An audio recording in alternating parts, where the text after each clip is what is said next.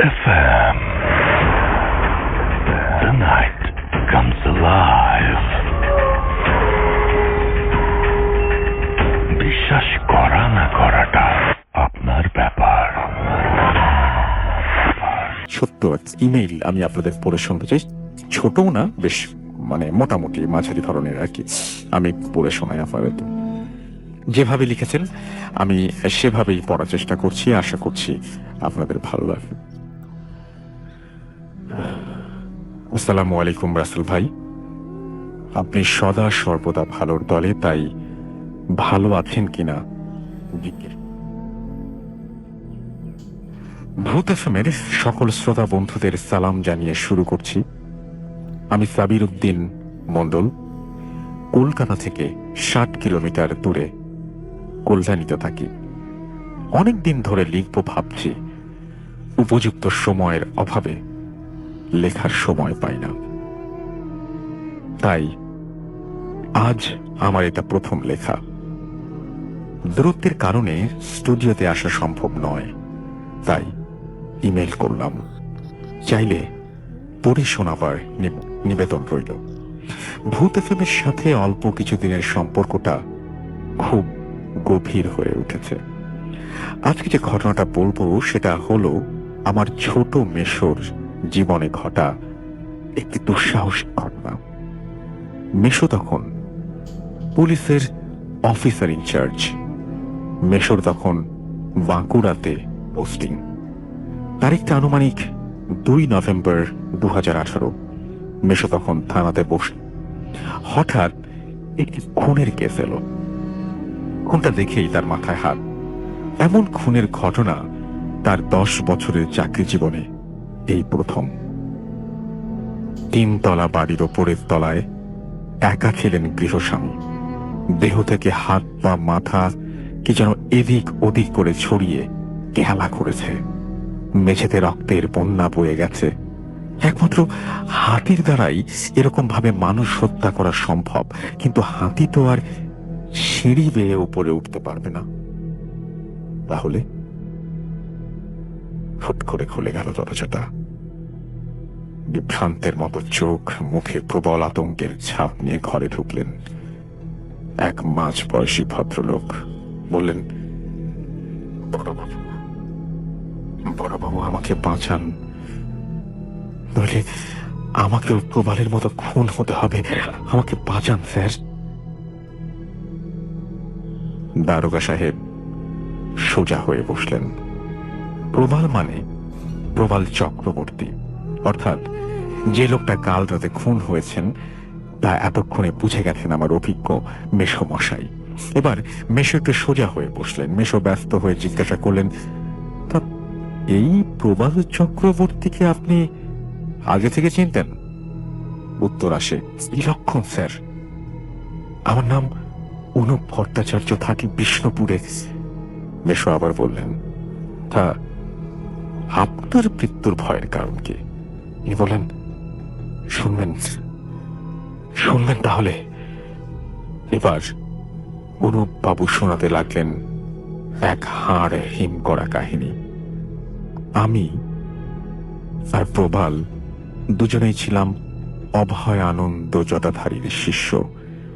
গুরু সেবার উদ্দেশ্যে সেদিন গুরুদেবকে আমাদের বাড়ি নিয়ে আসি, আর সেটাই হলো আমার কাল।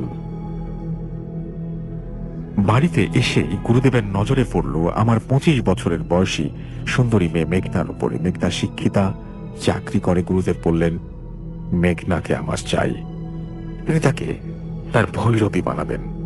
প্রভালও এসেছিলেন সেই দিন গুরুদেবের সাথে। গুরুদেবের এই অন্যায় চাহিদার প্রতিবাদ করলেন তিনি। গুরুভক্তি উড়ে গেল নিমিষে মেয়ের সম্মানের কাছে। উঠে দাঁড়িয়ে গুরুদেবকে বেরিয়ে যেতে বললেন আমার বাড়ি থেকে। তিনি ভয়ঙ্কর রেগে গেলেন। আমি জানতাম তার অসীম শক্তির কথা। টুকটাক বানমারা, কালো জাদু ইত্যাদিতে উনি সিদ্ধহস্ত। প্রবাল বরাবরই পদ মেজাজি। মেঘনাকে সে নিজের মেয়ের মতোই ভালোবাসত। তাই সে জটাধারী গুরুকে ঘাড় ধাক্কা দিয়ে বের করে দিয়ে সদর দরজা বন্ধ করে দিল। যাবার সময় জটাধারী সেই ভয়ঙ্কর রূপের কথা মনে করলে আজও আমার হাড় হিম হয়ে যায়। আর যেতে যেতে সে প্রবালকে বলল, তুই আমার ঘাড় ধরলি, এর মাসুল তোকে দিতে হবে জীবন দিয়ে। আগামী অমাবস্যার আগে তুই মরবি, আর তারপরের অমাবস্যায় মরবে অনুপ। বলে চোখ থেকে আগুন ঝরাতে ঝরাতে চলে গেলেন জটাধারী শাস্ত্রী। উনি পিশাচ সিদ্ধ, বেতাল নামানোর কৌশল ওনার আয়ত্তে। অনুপ বলল, এই বেতালি খুন করেছে প্রবালকে, ও আমাকে মেরে ফেলবে, দারোগা সাহেব আমাকে বাঁচান। কপালে চিন্তার ভাঁজ পড়ল মেশোর। এইসব কথা ওপরওয়ালারা স্যারদের জানালে হয়তো চাকরিটাই থাকবে না। তার নিজেরও যে বিশ্বাস হচ্ছে তা নয়, কিন্তু এইভাবে হয়তো মাথা মুন্ডু ছিঁড়ে খুন করা কোনো মানুষের পক্ষে অসম্ভব। এবার তিনি অনুপ বাবুকে ব্যাপারটা একটু খুলে বলতে লাগলেন। আবার বলা শুরু করলেন, অনুপ বাবু, অমাবস্যা রাতে বসে তান্ত্রিক চক্র একসাথে অনেকে গোল হয়ে চক্রাকারে বসে, আগুনে ঘি, কারংবাড়ি ইত্যাদি আহুতি দেয়। যজ্ঞের শেষ পর্বে কলসি থেকে মন্ত্রপুত জল ধীরে ধীরে ঢেলে দেয়া হয় যজ্ঞকুণ্ডে। সেই সাথে যে কারণে বেতালকে আহ্বান করা হচ্ছে সেই আদেশ উচ্চারণ করা হয় বারে বারে। অগ্নিকুণ্ড থেকে ধোয়ার কুণ্ডলী পাত দিয়ে উঠলে ক্রমে সেই কুণ্ডলী আকার নেয় বিশাল আকারের দানবের। সেই বেতাল রক্তলোলুপ ভয়ঙ্কর বলশালী এক নৃশংস পিশাচ। দেহ ধারণের সাথে সাথে সেই পিশাচ বেরিয়ে যায় যে কার্যের আদেশ ক্রমাগত উচ্চারিত হয়েছিল তার আবির্ভাবের সময়, সেই আদেশ পালন করার জন্য। দাঁড়ান দাঁড়ান, কি বললেন? আদেশ দিতে দিতে জল ঢালতে হয় কি জন্য জানতে চাইলেন আমার মেশো। অনুপ বললেন, বিনা আদেশে বেতালকে আহ্বান করলে অথবা আদেশ বিলম্বিত হলে যিনি বেতালকে ডাকবেন তার সর্বনাশ।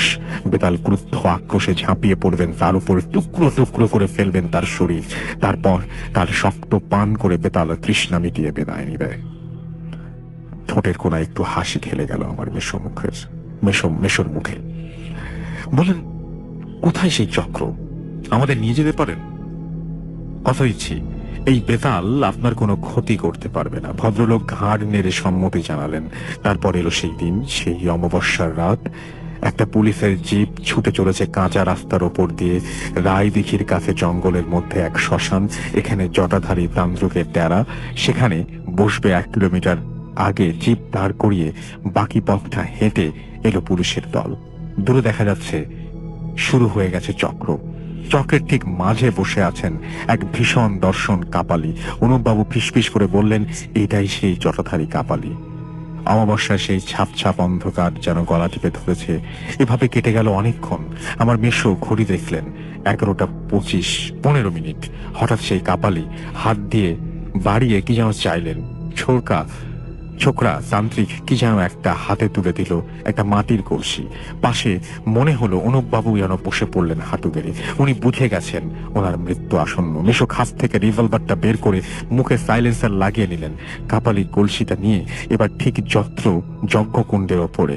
আর তখনই অব্যর্থ নিশানায় মেশোর রিভলভার ছুটে গেল একটি বুলেট সেই কলসিকে লক্ষ্য করে। ভেঙে চুরমার হয়ে গেল কলসি। জল ছড়িয়ে পড়ল যজ্ঞকুণ্ডের ওপর এদিক সেদিকে। উপরে উঠতে লাগলো ধোয়ার কুণ্ডলী, সৃষ্টি হতে লাগলো আদেশহীন বেতালের। কাপালি হতভম্ব। অন্য সব কাপালিরা যেদিকে ছুটে পালাচ্ছে, আমার মেশো সদল বলে ছুটছে জিপের দিকে। পেছনে শোনা যেতে লাগলো জটাধারী কাপালির তীব্র আর্তনাদ।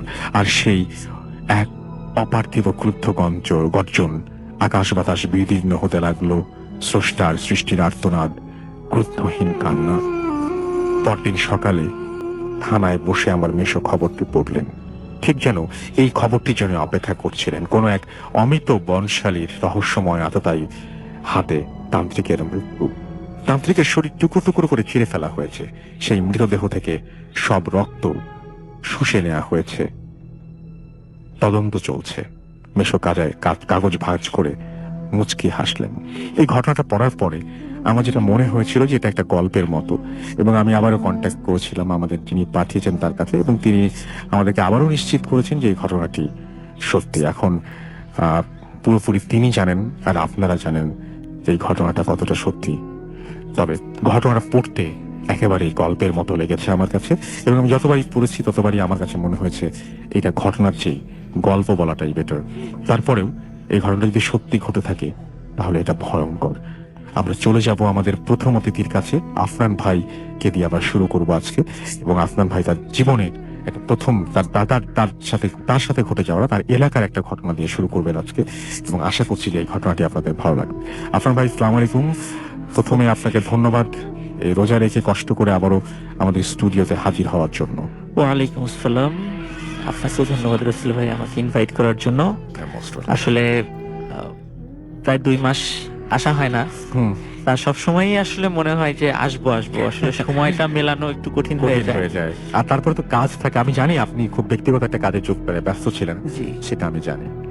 তো যাই হোক, আল্লাহর অশেষ রহমতে আসতে পেরেছি, এই জন্য আলহামদুলিল্লাহ। রসুল ভাই, আজকে আমি আমাদের রাজবাড়ী জেলার একটা ঘটনা শেয়ার করব। তো ঘটনাটি আসলে আমার বাসার খুব কাছেই, মানে একদম মানে খুব কাছাকাছি মানে ঘটনা আর কি, খুব বেশি দূরেও নয়। এই জন্য ঘটনাটি সংগ্রহ করতে আমার বেশি বেগ পেতে হয়নি। তো ঘটনাটি রাসেল ভাই ঘটেছিল 1987 সাল, 86 বা 87 সালের দিকের ঘটনা এটা। তো ঘটনাটি যার সঙ্গে ঘটেছিল ওনার নাম হচ্ছে নিতাই। আচ্ছা। আর উনি পেশায় ছিলেন একজন ডোম। আচ্ছা। রাজবাড়ী জেলার মানে স্টেশন থেকে একটু সামান্য একটু দূরেই, আধা কিলোমিটার দূরে সুইপার কলোনি রয়েছে, এখনো আছে সেখানে। অনেক সুইপাররা সেখানে বসবাস করেন। তো সুইপারদের মধ্যে কিছু কিছু আছে এই ডোম পেশার সাথে নিজেদেরকে নিয়োজিত রেখেছেন। তো ওখানে অনেক প্রবীণ একজন ডোম ছিল, তার নাম ছিল নিতাই। আচ্ছা। তো উনি বেশ মানে খুব দক্ষ একজন ডোম ছিলেন, মানে খুব দক্ষতার সাথে উনি অনেক পোস্টমর্টেম গুলো করতে পারতেন। এই জন্য স্পর্শকাতর যেই লাশগুলো আসতো সেগুলো সাধারণত তাকে দিয়েই কাটা হতো। এবং ওনার আরেকটা বৈশিষ্ট্য ছিল, সাধারণত আমরা জানি যারা ডোম তারা যখন লাশ কাটার সময় কিন্তু তারা একটু মানে একটু ড্রিঙ্ক করে নেন আর কি, এটা আমরা মোটামুটি সবাই জানি। কিন্তু ওনার বিষয়টা ছিল ভিন্ন, উনি লাশ কাটার সময় কখনো কোনো ড্রিঙ্কস করতেন না। এবং যার কারণে উনি অত্যন্ত মানে ঠান্ডা মাথায় এই কাজটা করতে পারতেন। ওনার মানে হাতের কাজটা ছিল অসাধারণ। এই জন্য অনেক স্পর্শকাতর মামলাগুলোর পোস্টমর্টেম গুলো ওনাকে দিয়ে করানো হতো। তারা যাই হোক রাসেল ভাই, ওই যে সময়টাতে এই ঘটনাটি ঘটেছিল সেই সময়টা তো আমি বললাম 86-87 সালের দিকে, এক্সাক্ট বলা মুশকিল, 86 বা 87 এরকম বলতে পারছি না। তো ওই সময়টা ছিল মানে দুর্গাপূজার সময়। আচ্ছা। প্রথমত ওই দিনটা ছিল শুক্রবার, আবার ছিল ওই দিন হলো বিজয়া দশমীর দিন, যেদিন দুর্গাপূজার শেষ দিকে মানে চলে আসে আর কি প্রায়। তো ওই সময়ে রাজবাড়ী রেলওয়ে স্টেশনে রাত 10টার দিকে একটি লাশ পাওয়া যায়। আচ্ছা। এবং সবার চোখের সামনেই ওই লোকটি মারা যায়। প্রত্যক্ষদর্শীরা জানায় যে রাত 10টার দিকে ওই সময় উনি মানে চাদর মুড়ি দিয়ে শুয়েছিলেন, এবং ওই লোকটা একটু তান্ত্রিক গোছের, কেমন কেমন একটু ওই যে কবিরাজ টাইপের মনে হয় এরকম আর কি। কয়েকদিন ওনাকে স্টেশনে দেখা গিয়েছিল আর কি। তো হঠাৎ করে উনি চিৎকার চেঁচামেচি শুরু করেন এবং ছটফট করতে থাকেন, মানে প্রচন্ড শব্দে আর্তনাদ শুরু করেন। সবাই ওনার কাছে যায়, চাদরটা যখন সরাই ওনার শরীরের উপর থেকে, তখন দেখে যে উনি প্রচন্ড শব্দে হাত পা ছোড়াছুড়ি করতেছেন, এবং কিছুক্ষণের মধ্যে উনি মারা যান। এবং মারা যাওয়ার সাথে সাথে রাসেল ভাই একটা বিষয় সবাই খেয়াল করেন যে ওনার দুটো চোখ, মানে চোখ আমাদের আইবল বলি আর কি, যেটা আমরা চোখ বন্ধ করলেও যে চোখটা আমাদের ফুলে থাকে, কিন্তু চোখ যদি আমাদের না থাকে তাহলে কিন্তু সেখানে গর্ত হয়ে থাকবে। তো সবাই দেখে যে চোখ ছিল কিছুক্ষণ আগে, হঠাৎ করে মনে হলো মানে অদৃশ্য ভাবে ওনার চোখ দুটো গায়েব হয়ে গেছে এবং ওখানে বিশাল গর্ত সৃষ্টি হয়ে গেছে। সবাই তো অবাক যে একটু আগে দেখলাম চোখ কোথায় গেল। তো যাই হোক রাসেল ভাই, সবার কাছে একটু অবাক লাগে। এবং তখনই রাজবাড়ী জেলার যে জিআরপি পুলিশ ছিল তারা রাজবাড়ী সদর থানায় যোগাযোগ করে। তো সদর থানা থেকে যখন পুলিশ আসে, পুলিশ এসে বললো যে এটা তো মনে হচ্ছে, দেখে বোঝা যাচ্ছে এটা অস্বাভাবিক মৃত্যু, তো ডোমকে ডাকা হবে আর কি লাশ কাটার জন্য। তো রাসেল ভাই ওই রাজবাড়ী রেলওয়ে স্টেশনের ঠিক কাছেই, মানে হয়তো বা আধা কিলোমিটারও না, এতটুকু দূরেই কিন্তু একটা লাশ কাটা ঘর রয়েছে। তো এখন রাসেল ভাই সাধারণত নিতাই ডোম খুব স্পর্শকাতর বিষয়গুলো হ্যান্ডেল করতো। তো ওই সময় যেহেতু হিন্দুদের একটা দুর্গাপূজার উৎসব চলছিল, তো অন্যান্য ডোমরাও ওই সময় পাওয়া যাচ্ছিল না তাদেরকে, আর ওই সময় তো মোবাইল ফোনও ছিল না যে তাদেরকে ফোনে কন্ট্যাক্ট করে নিয়ে আসা হবে। তো যেহেতু খুব দ্রুততার সাথে ওইটা একটা বেওয়ারিশ লাশ, পরিচয় ছিল না, দ্রুততার সাথে কবর দেওয়া হবে, তাই যার কারণে ওই সময় নিতাই দমকে রিকোয়েস্ট করা হয়। সেই নিতাই দম অনিচ্ছা সত্ত্বেও, যেহেতু কাউকে পাওয়া যাচ্ছিল না, তো সে সেখানে যান। ভাই নিতাই দমের ভাষ্য অনুযায়ী লাশ কাটা ঘরে যাওয়ার সাথে সাথে, মানে উনি তো ছোটবেলা থেকে অনেক মানে আনলিমিটেড লাশ কেটেছেন, জি, কিন্তু ওনার ভাষ্য অনুযায়ী জীবনে এই প্রথম একটি লাশ দেখে হঠাৎ করে কেন জানি ওনার খুব ভয় লাগছিল। মনে হচ্ছিল যে কেন জানি এই লাশটা মানে কাটতে উনি ভয় পাচ্ছেন, প্রচন্ড ভয় পাচ্ছেন। আচ্ছা, এরকম হয় না সাধারণত, এরকম হয় না সাধারণত, কিন্তু কেন জানি ওনার ভাষ্য অনুযায়ী মনে হচ্ছিল যে উনি খুব ভয় পাচ্ছেন। তো রাসেল ভাই, উনি তখন সাধারণত লাশ উনি যখন কাটেন, ডাক্তার থাকে, তারপর পুলিশের কিছু লোক দাঁড়ানো থাকে। ওই সময় যেহেতু রাসেল ভাই আবার ফ্রাইডে ছিল, আবার দুর্গাপূজার একটা ছুটি ছিল, এই জন্য হসপিটালে মানে ডাক্তারও সংকট ছিল, তারাও তো একটু ছুটিতে যাবে। তো ওই সময় যাই হোক, ওই সময় যেহেতু মোবাইল ফোন ছিল না, ডাক্তারকে খবর দেওয়া হয়। তো ডাক্তার বলেন যে আমি যত দ্রুত সম্ভব আমি আসতেছি, আপনারা কাজ শুরু করে যান আর কি। তো ওই সময় ডাক্তার তখন এসে পৌঁছেনি ওই জায়গাটাতে, কিন্তু তাড়াতাড়ি যখন দেখলো যে এটার লাশ কোথায়, এর পরিচয় জানা যাচ্ছে না, তো এইটা নিয়ে আসলে ওনাদের অতটা গরজ ছিল না, তার কারণে ডাক্তারের অনুপস্থিতিতে লাশটা কাটা শুরু হয় রাসেল ভাই। তো এমন সময় দায়িত্বরত যিনি পুলিশ অফিসার ছিলেন, উনি লাশ কাটা ঘরের ওখানে দাঁড়ায় থাকা, মানে দরজার কাছে দাঁড়িয়েছিলেন উনি। হঠাৎ করে ওনার যে ওয়্যারলেস সেটটা ছিল, যে ওয়াকিটকি ছিল, তো ওনার কাছে মনে হচ্ছিল যে ওয়াকিটকিতে হয়তো বা নেটওয়ার্ক পেতে একটু সমস্যা হচ্ছে, কথা একটু স্পষ্ট আসছে। তো উনি চিন্তা করেন একটু রাস্তার দিকে যাই, তাহলে আমি একটু কোনো মেসেজ, জরুরি মেসেজ আছে কিনা একটু রিপ্লাই দিয়ে আসি। উনি কিছু সময়ের জন্য ওইখান থেকে সরে গিয়েছেন। আচ্ছা, পুলিশ অফিসার যখন ফিরে আসছেন, মানে হয়তো বা 3-4 মিনিট বা সর্বোচ্চ 5 মিনিট পর যখন পুলিশ অফিসার ফিরে আসছেন লাশ কাটা ঘরে, তখন উনি দেখছেন যে লাশের জায়গায় রয়েছে, ডোম অজ্ঞান হয়ে পাশে পড়ে আছে। তখন উনি অন্য কনস্টেবলদেরকে ডাকেন, ডোমের চোখে মুখে পানি ছিটা দিয়ে তাকে জ্ঞান ফেরানো হয়। তখন ডোমকে জিজ্ঞেস করা হয় যে কি হয়েছে। তখন ডোম বলে যে এই লাশ আমাকে প্রচন্ড জোরে একটা থাপ্পড় মেরেছে। আচ্ছা, তখন সবাই এই কথা শুনে সবাই অট্টহাসিতে ফেটে পড়ে, এটা কিভাবে সম্ভব? লাশ তোমাকে থাপ্পড় মারো কিভাবে? সম্ভব না, নিশ্চয়ই তুমি এটা অন্য কিছু ভুল দেখেছো বা ভুল। বলে না, এই যে দেখেন আমার মুখের দিকে তাকান, তখন দেখা যাচ্ছে ওনার মুখে 5 আঙ্গুলের দাগ বসে আছে, মানে এত জোরে চড় মেরেছে।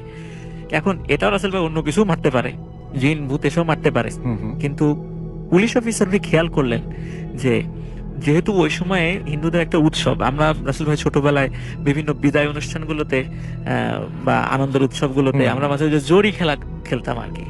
ওই আমরা তো জড়ি বলি, অন্য অঞ্চলে হয়তো অন্য কোনো শব্দ ব্যবহার করে, ওই যে চোখ চিক করে আর কি, মুখে টুকে লেগে থাকে। তো যেহেতু ওই সময় হিন্দুদের দুর্গাপূজার উৎসব ছিল, ডোমের মুখে কিন্তু জড়ি ছিল রাসেল ভাই। আচ্ছা, তখন পুলিশের ওই অফিসার উনি লাশের হাত চেক করছিলেন, এবং হাতে দেখলেন সত্যি স্যার হাতে এই জড়ি লেগে আছে, তার মানে সত্যি এই হাত দিয়ে চড় মারা হয়েছে তাকে।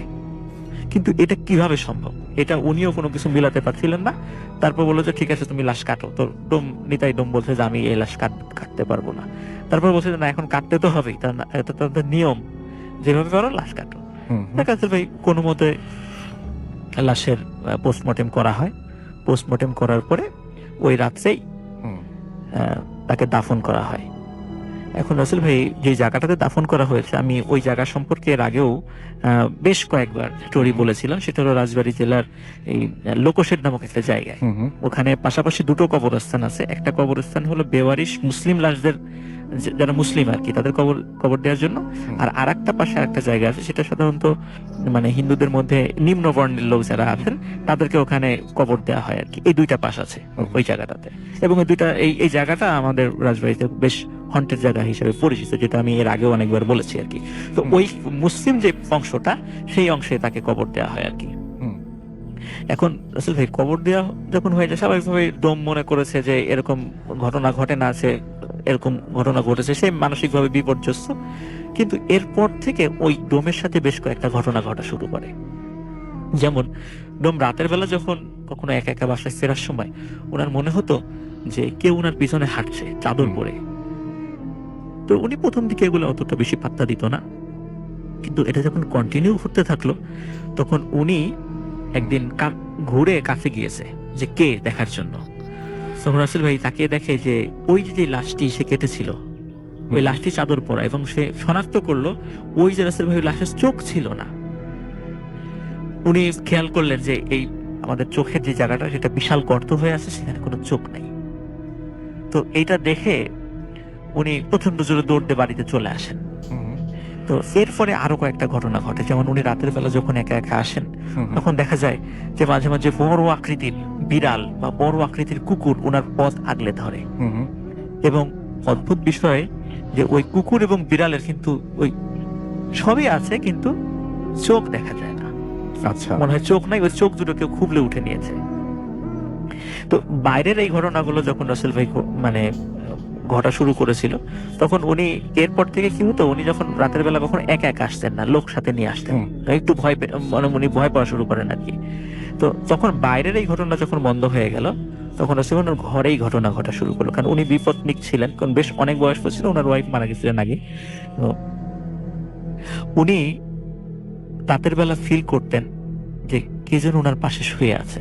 আচ্ছা, এবং উনি যখনই পাশে তাকাতেন তখন দেখতেন যে ওই সেই লাশটা ওনার পাশে শুয়ে আছে, এবং লাশটা হাত দিয়ে খপ করে ওনার হাতটা চেপে ধরত, এবং উনি অনেক চিৎকার চেঁচামেচি করতো। আশেপাশের লোকজন যখন চলে আসতো তখন দেখা যেত ওখানে কিছুই নাই। এই ধরনের ঘটনা রাসেল ভাই ওনার সাথে প্রায়শই ঘটছিল। এইটা ওনার সাথে ঘটছিল। ওদিকে রাসেল ভাই আর একটা ঘটনা ঘটে, মানে এখানেই শেষ না। ওই যে স্থানটাতে কবর দেয়া হয়েছে, কবর দেওয়ার প্রথম মানে যে রাত্রে কবর দেওয়া হলো তার পরের দিন থেকে আর একটা ঘটনা ঘটা শুরু করে। ওখানকার যারা লোকজন আছে কবরস্থানের পাশে, তারা বলেছে সেটা হচ্ছে যে কবর দেওয়ার পরেই প্রতি রাত্রে ওই কবরস্থান থেকে প্রচন্ড জোরে চিৎকার এবং চেঁচামেচির আওয়াজ আসতো। আচ্ছা। তো ওনারা যখন আলো নিয়ে যেতেন যে কি হয়েছে, এখানে কে আছে, তখন আর কোনো শব্দ পাওয়া যেত না। এই ধরনের ঘটনা আসলে ভাই 3 দিন ঘটেছিল। আচ্ছা, 3 দিন পরে আর ঘটে নাই, 3 দিন এই ধরনের ঘটনা ঘটেছিল। তাহলে ওই নিতাই যে ডোম, উনি এরপরে মাঝে মাঝে রাত্রে স্বপ্ন দেখা শুরু করেন। স্বপ্নে দেখছেন যে ওই সেই লাশটা বড় একটা রামদা হাতে নিয়ে ওনাকে তাড়া করছে, এবং বলছে যে তাড়াতাড়ি আমাদেরকে যেখানে কবর দেওয়া হয়েছে, আমার কবরটা অন্য জায়গায় দেয়, এখান থেকে সরাতে হবে। তো এখন রাসূল ভাই মানে উনি তো একজন ডোম, স্বাভাবিকভাবে নিম্ন বর্ণের লোক, ওনার কথা কেন শুনবে লোকজন, এটাও একটা বিষয়। তারপরেও উনি ওখান থেকে যখন এই ধরনের স্বপ্ন উনি বারবার দেখছিলেন, তখন উনি ওই কবরস্থানের পাশের প্রতিবেশীদের গিয়ে বিষয়টা শেয়ার করার পরে প্রতিবেশীরা বলেন হ্যাঁ আমরাও তো তখন হলে বিষয়টা প্রকাশ হয় যে হ্যাঁ আমরাও এরকম শব্দ শুনেছি এখানে। তখন প্রতিবেশীদের সহযোগিতা বলে আচ্ছা ঠিক আছে, তাহলে আমরা কবরটা এখান থেকে সরিয়ে অন্য জায়গায় দিয়ে দিই। তো রাসেল ভাই ওই কবরটা আসলে ওনারা ভুল করে এমন একটা জায়গায় দিয়ে ফেলছিলেন রাতের বেলা, বুঝতে পারেন নাই। সেটা হলো ওই কবরস্থানের ঠিক কাছাকাছি আর একটা কবরস্থান আছে, যেখানে মানে ওই এলাকার কিছু লোকজন মারা গেলে সেখানে কবর দেওয়া হয়। এটা বেওয়ারিশ লাশদের কবরস্থান না। ওনারা ভুল করে আসলে ওই জায়গাটা রাত্রেবেলা কবর দিয়ে ফেলেছেন, অতটা বুঝতে পারেন না, বুঝে এটা দিয়ে ফেলেছিলেন আর কি। তো ওই জায়গাটাতে একজন নামাজি ব্যক্তির একটা কবর ছিল। তো ওই কবরে ওনার কবর হয়ে গিয়েছিল। কিন্তু ওনারা যখন কবর খুঁড়েছেন, কবর খোঁড়ার পর অদ্ভুত একটা ব্যাপার রাসেল ভাই সবাই খেয়াল করেছেন, সেটা হচ্ছে ওই ডেড বডির মাথা ছিল না। মানে ওনারা পোস্টমর্টেম করার পর তো তাকে দাফন করেছে, দাফন করার পর ওনারা যখন কবরটা খুলেছে তখন দেখে যে কবর লাশ ঠিকই আছে, 4-5 দিন একটু নষ্ট হয়ে গেছে কিছুটা, কিন্তু দেহতে কোনো মাথা নাই। আচ্ছা, এটা সবার মনে একটা সন্দেহের উদ্রেক করে, এবং ওই নিতাইডম বলে যে মাথাটা নিশ্চিত ধারালো কোনো কিছু দিয়ে কেটে নিয়ে যাওয়া হয়েছে, এরকম একটা নিদর্শন আছে, মানে তারা বুঝতে পারছে। তখন ওই নিতাইডম মানে সন্দেহ করে যে এই লোকটি নিশ্চয়ই কোনো ব্ল্যাক ম্যাজিকের সাথে জড়িত ছিল। আচ্ছা। তো আসলে ভাই এখানে একটা বিষয় বলে রাখা ভালো যে যারা এই ব্ল্যাক ম্যাজিক করেন বা এই কোন তন্ত্র মন্ত্র সাধনা করেন, আমরা অনেক সময় শুনেছি, এবং এটা নতুন কিছু না, এটা হাজার হাজার বছরের পুরাতন একটা বিষয় যে তাদের কবর হয়ে গেলে অনেক সময় অন্য তান্ত্রিকরা এসে ওই রিচুয়াল করার জন্য বা নারাজ তার তন্ত্র মন্ত্র সাধনার জন্য এই মাথাগুলো তারা কেটে নিয়ে যান। জি, এই ধরনের ঘটনা মানে অনেক হাজার হাজার বছর আগের থেকে ঘটে আসছে বা এখনো ঘটছে এটা। তো ওনারা পরবর্তীতে লাশটা ওই বেওয়ারিশের ওইখানে সরিয়ে নিয়ে আসেন, এবং ওইটা নিয়ে আসার পরে রাসেল ভাই এই মাসখানেক পরে ওই ব্যক্তির মানে ঠিকানা পাওয়া যায়। ওনার বাড়ি ছিল মানে কুমারখালীর ওইদিকে, কুষ্টিয়ার কুমারখালীর ওইদিকে ওই লোকটির বাড়ি ছিল। উনি আসলেই মানে ব্ল্যাক ম্যাজিক প্র্যাকটিস করতেন। আচ্ছা। এবং ওনার ব্ল্যাক ম্যাজিক প্র্যাকটিস করার কারণে বেশ কিছু কারণে গ্রাম থেকে ওনাকে বিতাড়িত করা হয়েছিল। হুম হুম। পরে উনি এই কিছুদিন রাজবাড়িতে আসছিলেন এবং উনি ওই হঠাৎ করে রাত্রেবেলা উনি মারা যান এবং তারপরে এই ধরনের কিছু অদ্ভুত ঘটনা ঘটে। তো আসলে ওই নিতাই ডুম অনেকদিন জীবিত ছিলেন। তো যখন ওনার কবরটা সরিয়ে আনা হয় তারপর থেকে ওই ধরনের ঘটনা আর ওনার সাথে কোনো দিন ঘটে নাই। এখনো ওনার ফ্যামিলির লোকজন মানে পারিবারিক ভাবে এই ডোমের পেশার সাথে জড়িত আছেন আর কি রাজবাড়িতে। তো এটাই ছিল রাসেল ভার্মার first story. Okay, thank you so much. আপনার প্রথম ঘটনার জন্য আপনাকে অনেক ধন্যবাদ এবং আশা করছি যে এই ঘটনাটি আপনাদেরও ভালো লেগেছে। ভালো লাগলে অবশ্যই আমাদের জানাবেন। আমরা চলে যাব আমাদের দ্বিতীয় অতিথির কাছে, তার কাছে এটা ঘটনা শুনে আসবো। আপনার নামটা প্লিজ একটু বলবেন, কোথা থেকে এসেছেন, তারপর আপনার ঘটনায় যাব। আসসালামু আলাইকুম রাসেল ভাই, আমি ওয়ালাইকুম সালাম। তালহা জি। প্যারানর্মাল সোসাইটি গ্রুপের পক্ষ থেকে আসছি। তো রাসেল ভাই, আজকে আমি যে স্টোরিটা শেয়ার করতে চাচ্ছি সেটা আমার খুব কাছের একটা মানুষের সাথে ঘটে যাওয়া কাহিনী। তো সে মূলত ঢাকার বাইরে থাকে। হুম হুম। সে ঢাকায় আসছিল এই জন্য যে ঢাকায় থেকে সে কোনো একটা রুম ভাড়া নিয়ে পড়াশোনা করবে, তারপরে কোনো টিউশনি মিউশনি করে তারপরে তার হাত খরচ চালা নিবে, মানে ব্যাচেলর লাইফটা যেরকম হয় আর কি। হুম হুম। তো সে যখন আসবে তো তার সাথে আরো দুজন ফ্রেন্ড ছিল। তো তারা তিনজন ফ্রেন্ডের মধ্যে দুইজন ফ্রেন্ড হচ্ছে ঢাকার দিকে রওনা হয়েছিল, যে ওরা মানে কোন রকম একটা ব্যবস্থা করে তারপরে একবারে তাদের যত কিছু আছে সবকিছু নিয়ে তারপরে তার আরেকজন যে বন্ধু আছে তাকে নিয়ে চলে আসবে। হুম। তো একজন তো ছিল আমার বন্ধু, আরেকজন তার সাথে যে ছিল সেই ছেলেটা মানে হিন্দু ধর্মের ছিল, একটা হিন্দু ছেলে ছিল আর কি। হুম হুম। তো তারা যখন ঢাকায় আসে তারা প্রথমেই আসে হচ্ছে আপনার পুরান ঢাকার দিকে। তো পুরান ঢাকায় এই জন্য আসে যে এখানের যে হোস্টেলগুলো বা এখানে যে রুমগুলো ভাড়া দেওয়া হয় সেই ভাড়াগুলো তুলনামূলক অন্যান্য জায়গা থেকে তুলনামূলক ভাড়াগুলো কম। তো এই জন্য তাদের বাজেটে যেন কুলায় যায় ব্যাপারটা, তো তারা যেন ঠিকঠাক মতো থাকতে পারে, এই জন্য তারা পুরান ঢাকাতেই বাসাটা খোঁজার মানে শুরু করে। তো পুরান ঢাকায় আসার পর তারা বিভিন্ন জায়গায় এরকম বাসা খোঁজাখুঁজির পর তারা সারাদিন না পেয়ে মানে ফাইনাই বিভিন্ন কারণে হয়তো তাদের বাজেটে কোলায় নাই বা অনেকে নিতে চাচ্ছিল না তিনজন বলে, হ্যাঁ তারা তিনজন একটা রুমে থাকতে চাচ্ছিল, এরকম বিভিন্ন ঝামেলার কারণে তারা থাকতে পারে নাই, কোথাও আচ্ছা। কনফার্ম করতে পারেনি। তো সারাদিন ঘোরাঘুরির পর সন্ধ্যার দিকে তারা একটা বাসার নিচ দিয়ে যাচ্ছিল। তো সেই বাসার নিচে যে দারোয়ান ছিল সেই দারোয়ানকে মানে তারা একটু ভদ্রভাবে জিজ্ঞাসা করছে যে আচ্ছা চাচা, এই আশেপাশে আপনার জানা মতে কোনো হোস্টেল বা ব্যাচেলর ভাড়া দেয় এরকম কোনো বাড়ি আছে কিনা? যদি আপনার জানা থাকতো তাহলে আমাদের একটু উপকার হতো, আমরা বাড়ি ভাড়া নেওয়ার জন্য আসছি। তো দারোয়ান তাদেরকে নিয়ে বাসার ভিতরে গেছে। তাদেরকে নিয়ে বাসার ভিতরে গিয়ে এই বাড়ির যে মালিক সেই বাড়ির মালিকের সাথে তাদের মানে দেখা করায় দিছে আর বলছে যে আপনি একটু কথা বলেন তাদের সাথে। তো বাড়ির মালিকের কাছে নেওয়ার পর তারা দুজন ছিল। তো তাদের মানে ভালো মন্দ জিজ্ঞাসা করে, শুরুতেই ভালো মন্দ জিজ্ঞাসা করার পর বলছে যে আচ্ছা বাসা ভাড়া নিবা ভালো কথা, বাট তোমরা মানুষ কয়জন? হুম হুম। তো বলছে যে হ্যাঁ আমরা আজকে দুজন আসছি, পরে কনফার্ম হয়ে গেলে আমরা আর আমাদের আরেকজন আসছে তাকে আমরা নিয়ে আসবো, মানে আমরা মোট তিনজন। হুম হুম। তো রাসেল ভাই একটা জিনিস মানে পয়েন্ট করে রাখতেছি যে এই বাড়িওয়ালার সাথে তাদের যে এখন কথাবার্তা হচ্ছে এই জিনিসটা আমি পরে ক্লিয়ার করে দিব যে সেই কথাটা কেন বলছিল যে তোমরা কয়জন আছো। আচ্ছা, তো তাদেরকে বলছে যে ঠিক আছে তোমরা যদি থাকতে চাও তাহলে কোনো সমস্যা নেই, তোমরা দেখতেই পারতেছো এই বাসার এখন মানে যে অবস্থা সেখানে সব গোডাউন মানে সব জায়গায় বিভিন্ন ধরনের মাল সামান রাখা আছে, মানে হাড়ি পাতিলের বস্তা রাখা আছে, মানে এটা একটা গোডাউনের মতো। তো তোমরা ডিরেক্টলি মানে একদম থার্ড ফ্লোরে চলে যাও, থার্ড ফ্লোরে গেলে তোমরা দক্ষিণ পাশে দেখবে একটা রুম আছে, হ্যাঁ সেই রুমে তোমরা দেখে আসো, যদি তোমাদের পছন্দ হয় তাহলে তোমরা তোমাদের মানে যতটুকু সাধ্য যতটুকু দিয়ে থাকতে পারলে তোমরা খুশি ততটুকু ভাড়া তোমরা দিও তোমাদের সন্তুষ্ট মতো, মানে তাদের উপর কোনো ভাড়া প্রেশার নাই, নির্ধারিত করে নেই। তো তারা যখন গেছে তখন হচ্ছে মাগরিবের আজানের একটু আগ মুহূর্তে আর কি। তো বাসাটা যখন দেখতে গেছে রুমটা মানে দরজাটা খুলেই তারা বুঝতে পারছে যে এই রুমের মধ্যে প্রায় বছর খানেক ধরে কেউ থাকে না, এখানে যে কারো বসবাস নাই এটা তারা দেখে বুঝতে পারছে। বিভিন্ন জায়গায় মানে ময়লা পড়ে আছে, মাকড়সার জাল পড়ে আছে। তো তারা আর একটু ভিতরে গেছে, ভিতরে যাওয়ার পর ভিতরে যে আরেকটা গেট ছিল ওই গেট খুলে যখন ঢুকছে তখন দেখছে যে একটা মহিলা মানে জড়সড় হয়ে, তার গায়ে 3 পিস ছিল, মাথায় একটা ওড়না ছিল, সে জড়সড় হয়ে মানে মানে একদম আটোসাটো হয়ে শুয়েছিল একদম। তো তাদেরকে দেখে ওই মহিলা শোয়া থেকে উঠে গেছে, শোয়া থেকে উঠে গিয়ে বলছে যে বাসা দেখতে এসছো, আচ্ছা ঠিক আছে দেখো। এটা বলি সে মানে চলে গেছে বাসা, মানে রুম থেকে চলে গেছে। তো তারা বিষয়টা তেমন একটা মাথায় নেয় নাই, যেহেতু বাসার নিচে লোকজন আছে, সেহেতু এই মহিলা যদি বাসারই কেউ হয় তাহলে তারা তো জানেই যে এই মহিলাটা কে। তো তারা তেমন একটা মাথায় নেয় নাই যে এই মহিলাটা কোথেকে আসতো বা এখানে এইভাবে কেন শুয়েছিল, তারা তেমন একটা ব্যাপারটা মাথায় নেয় নাই। তো তারা রুম টুম সব দেখছে, রুম টুম দেখার পর তাদের মনে হয়েছে যে ঠিক আছে, আমরা 3 জনের জন্য এই রুমটা পারফেক্ট, আমরা এটাতে থাকতে পারি, যেহেতু আমাদের উপর প্রেশারও নেই টাকা পয়সার। তো বাড়িওয়ালার কাছে গেছে, বাড়িওয়ালার কাছে গিয়ে বলছে যে আচ্ছা আঙ্কেল, আপনি কনফার্ম করেন, আমরা 1 সপ্তাহের মধ্যে চলে আসতেছি। তো 1 সপ্তাহ পর তার যে আরেকটা ফ্রেন্ড ছিল, মানে তারা মোট 3 জন।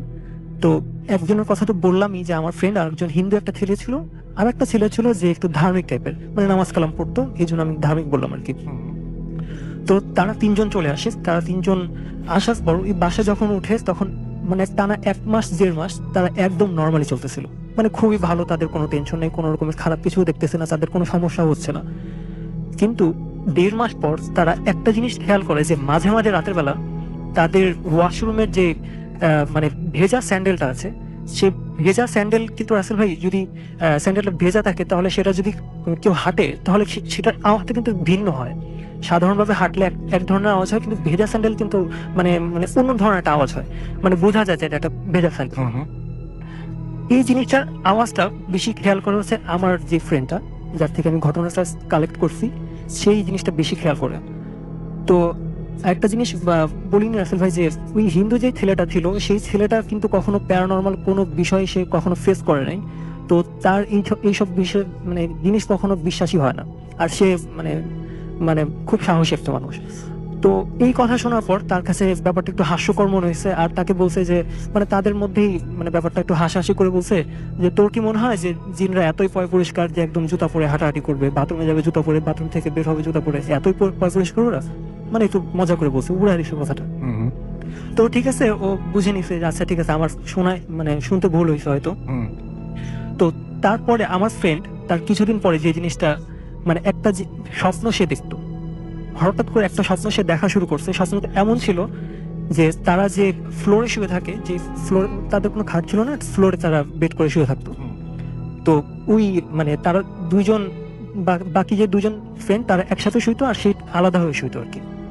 তো তার পাশে একটু জায়গা খালি ছিল। স্বপ্নে সে দেখতো যে ওই যে মহিলাটা, যারা যে মানে বাসা যখন দেখতে আসছে তখন যে মহিলাটাকে শুয়ে থাকতে দেখছিল, সেই মহিলাটা সেম জামা পরা, হ্যাঁ, তার দিকে ঘুরে খুব মানে করুণ দৃষ্টিতে তাকায় আছে, মানে এমন ভাবে যেন সে কোনো সাহায্যের আবেদন চাচ্ছে।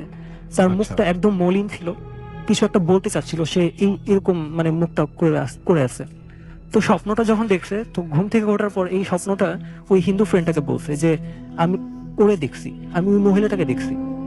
তো ওই হিন্দু ফ্রেন্ডটা বলছে যে এটা একটা নর্মাল ব্যাপার, আমরা অনেক সময় এরকম স্বপ্নে দেখি, একটা মানুষকে একবার দেখে তাকে আমরা স্বপ্ন বুঝতেই পারি, এটা স্বাভাবিক ব্যাপার, এটা যত ঘাবড়ানোর কি আছে।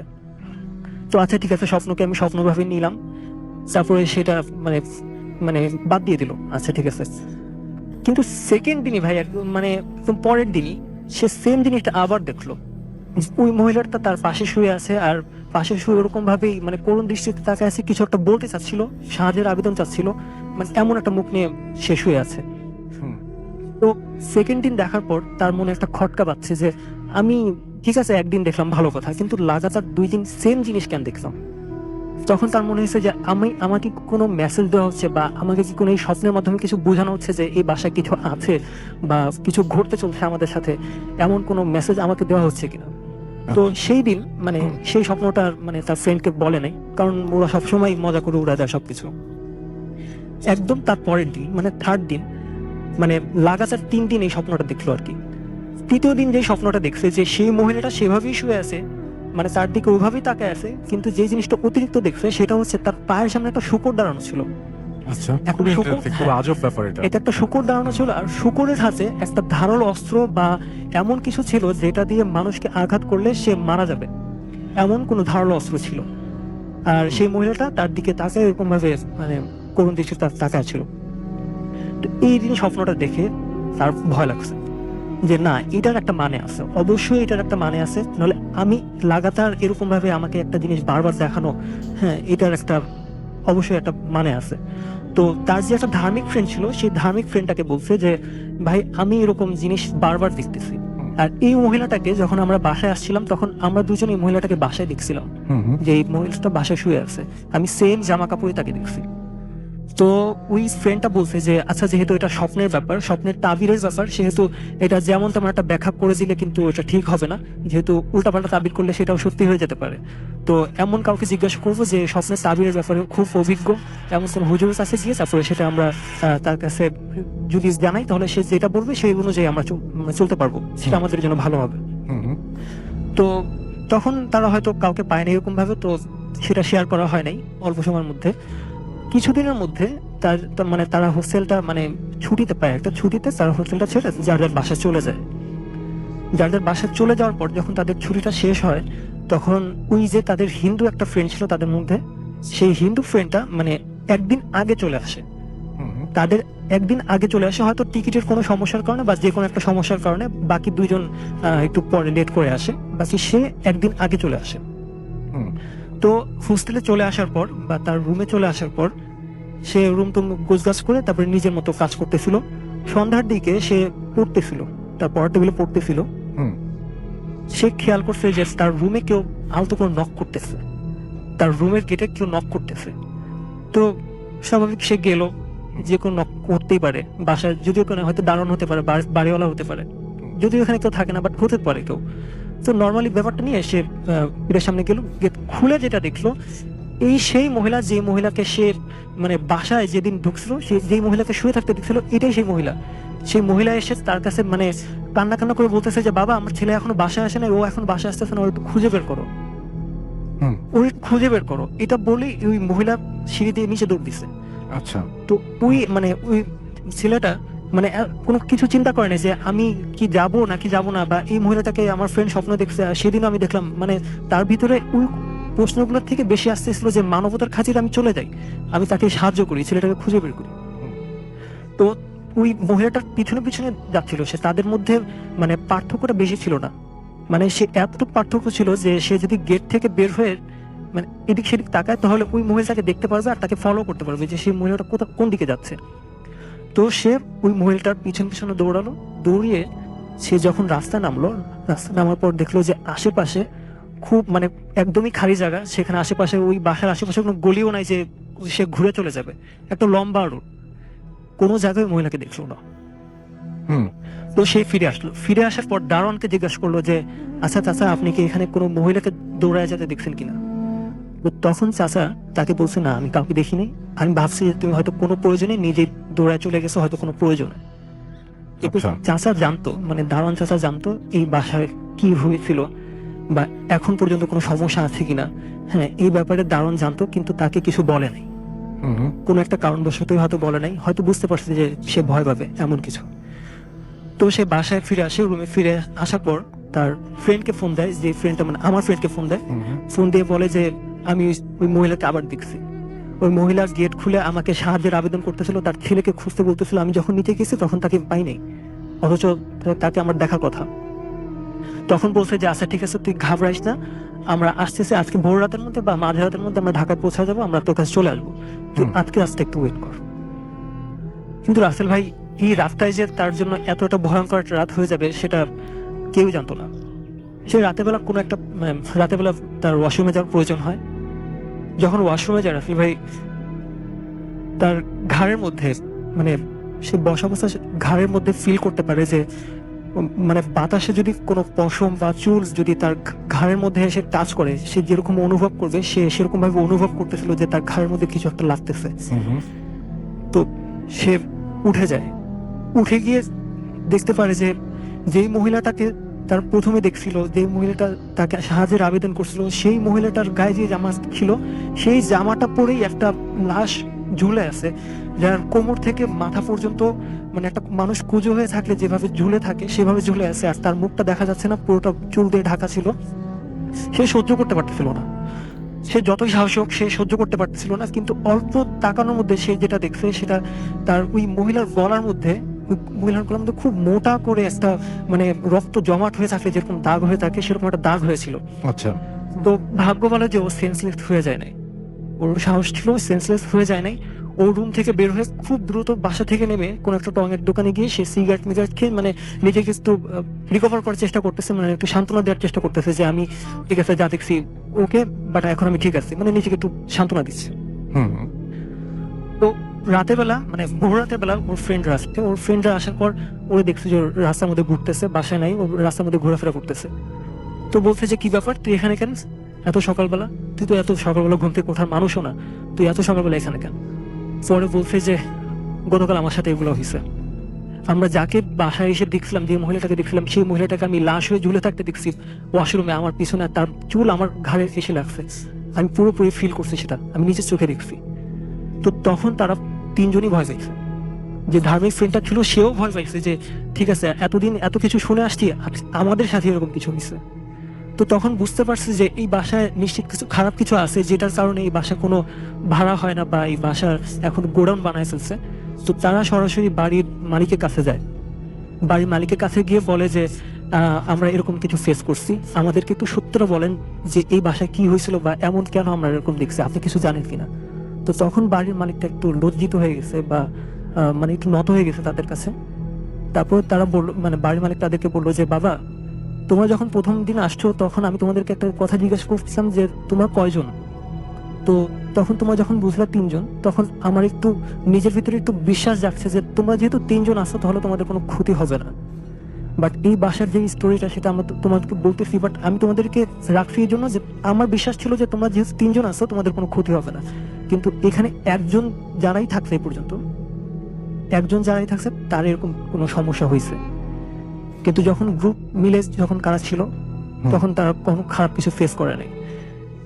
তো এই জন্য আমি তোমাদেরকে রাখছিলাম। তো বলছি যে এখানে যেটা হয়েছিল, এই বাড়িটা খুবই পুরনো। তো এই বাড়িটা যখন নতুন ছিল, মানে তখন এই বাসার ভাড়াটিয়া, পুরো বাসাটাই ভাড়া ছিল, ভাড়াটিয়ারা থাকতো এখানে। তো এই এই রুমে একটা ফ্যামিলি ছিল, যে ফ্যামিলিতে মানে স্বামী স্ত্রী আর তাদের একটা মানে ছেলে ছিল, যে ছেলেটা মানে সাবালক, যে একা একা চলাফেরা করতে পারে, ভালো মন্দ বুঝে, এতটুকু বয়স হয়েছে।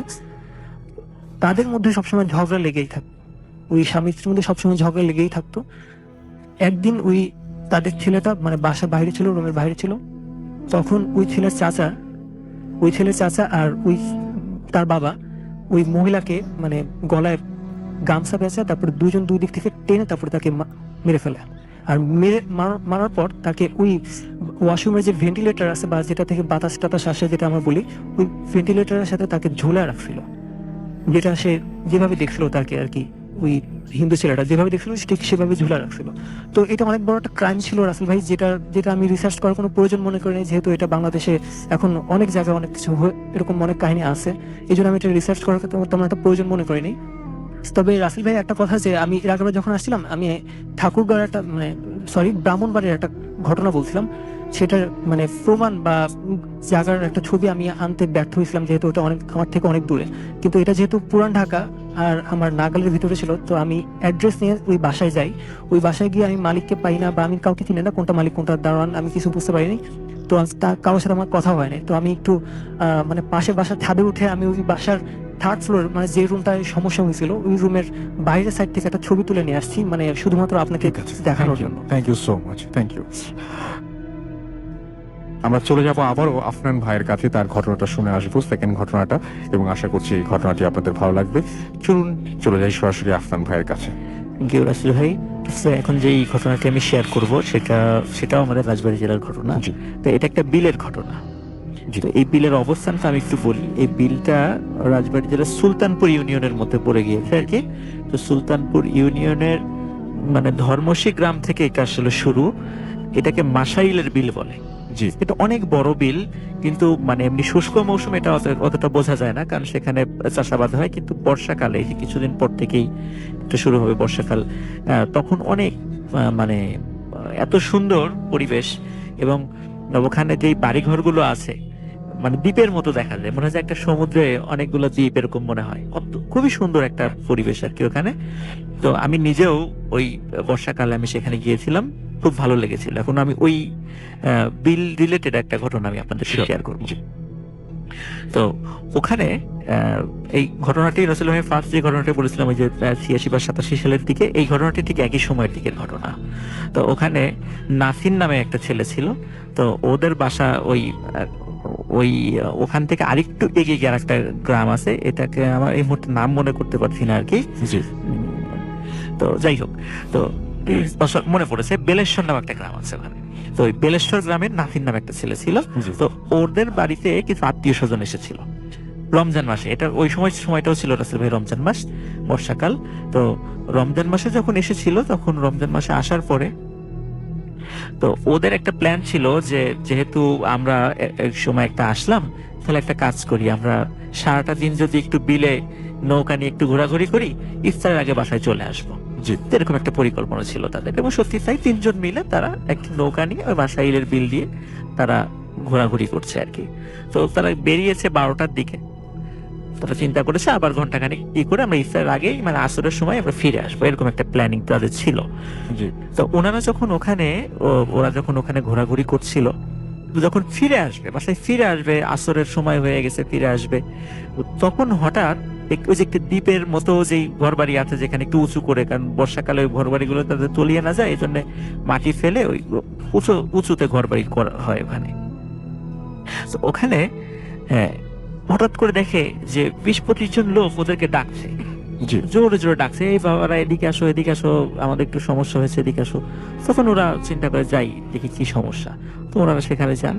তো যাওয়ার পরে বলছে যে দেখে যে মানে নতুন বিয়ে হয়েছে, সদ্য বিবাহিত একটা দম্পতি আছে, বিবাহের মানে লাল শাড়ি পরা বউ আছে, জামাইও আছে সেখানে। তো বললো যে আমরা তো আসলে ওই পাশে, বললো যে এখান থেকে প্রায় আধা কিলোমিটার বা 1 কিলোমিটার দূরে আর একটা বাড়ি আছে। তো বললো তার একটু সামনেই।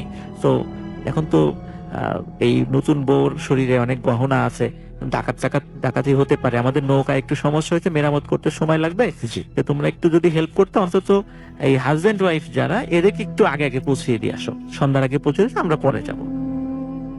তখন ওনারা চিন্তা করলেন যে ঠিক আছে, যেহেতু ওনারা এইভাবে বলছেন, একটু উপকার করার দরকার।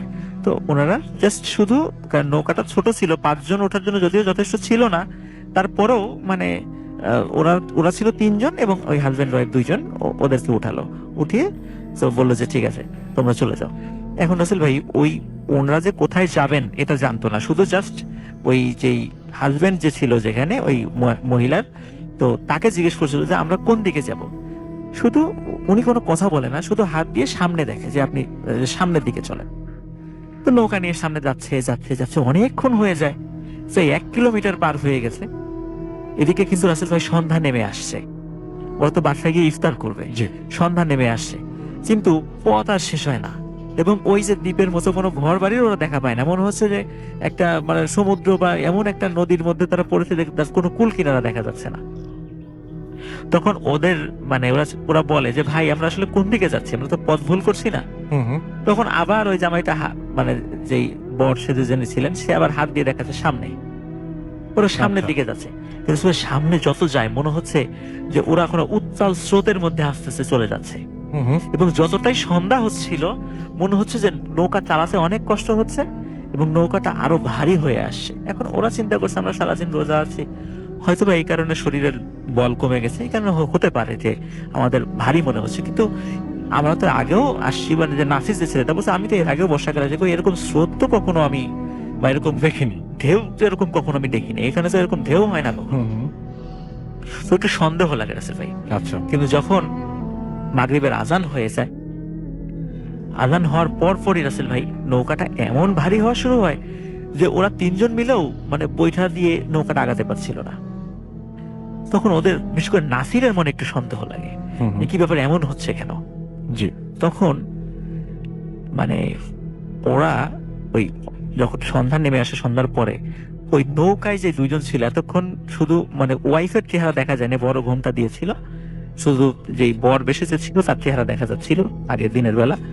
রাসেল ভাই যখন সন্ধ্যার পরে মানে অদ্ভুত রকমের 2টো চেহারা ওরা আবিষ্কার করতে দেখলো নৌকার উপরে। আচ্ছা। যে মানে বধূ বেশে যে মেয়েটি ছিল তার ঘোমটা সে খুলে ফেলেছে, এবং অত্যন্ত কালো এবং বিকট চেহারার একটা মহিলা সে, এবং তার মাথায় মাথার মানে পুরা মাথার 1/3 জুড়ে মোটা মানে দাগে সিঁদুর দেয়া তার মাথায়। আচ্ছা।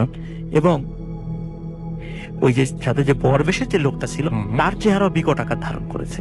হুম হুম। তখন এরা দুইজন মিলে যে কাজটা করে রাসেল ভাই, ওই বর এবং বধূ বেশে যে ছিল, এরা দুজন মিলে ওই তিনজনকে অ্যাটাক করে বসে আচ্ছা এবং ধস্তাধস্তি হতে শুরু করে। আচ্ছা।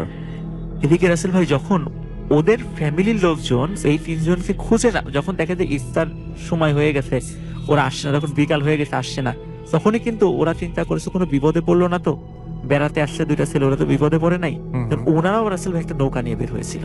আচ্ছা।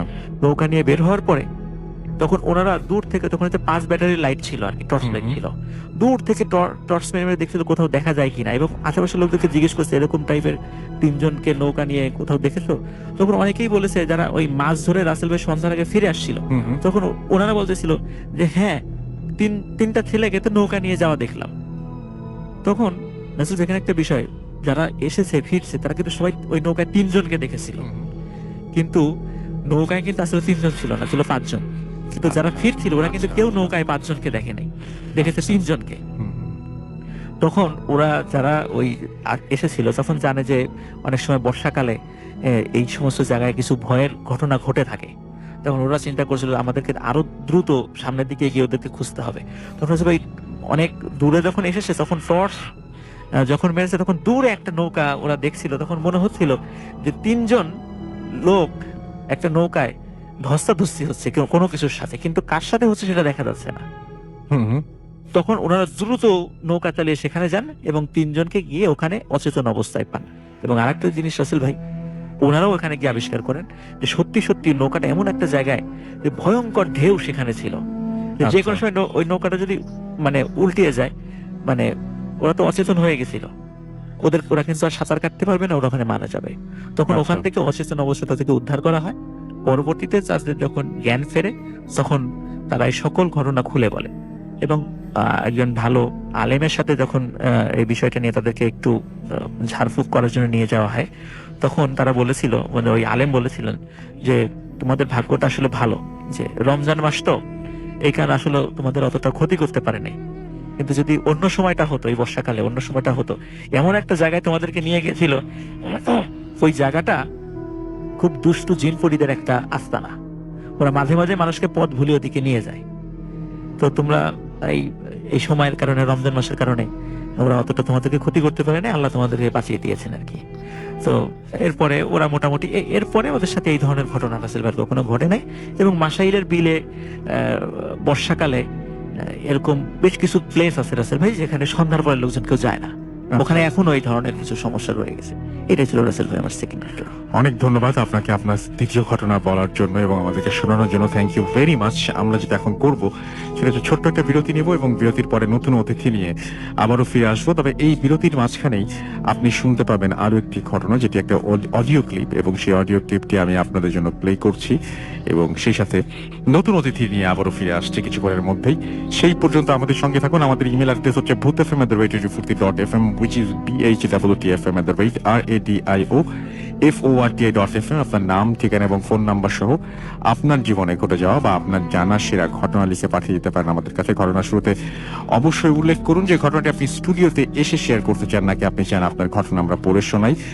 যারা দেশের বাইরে আছেন তারা সরাসরি অডিও ক্লিপ পাঠাতে পারেন বা লিখেও পাঠাতে পারেন ঘটনাটি। আমাদের দুটো ফেসবুক পেজ রয়েছে, www.facebook.com/radio.furti and www.facebook.com/bhutfm.russell। এই দুটো অ্যাড্রেসে এসে আমাদেরকে লিখতে পারেন, আপনার কথা জানাতে পারেন।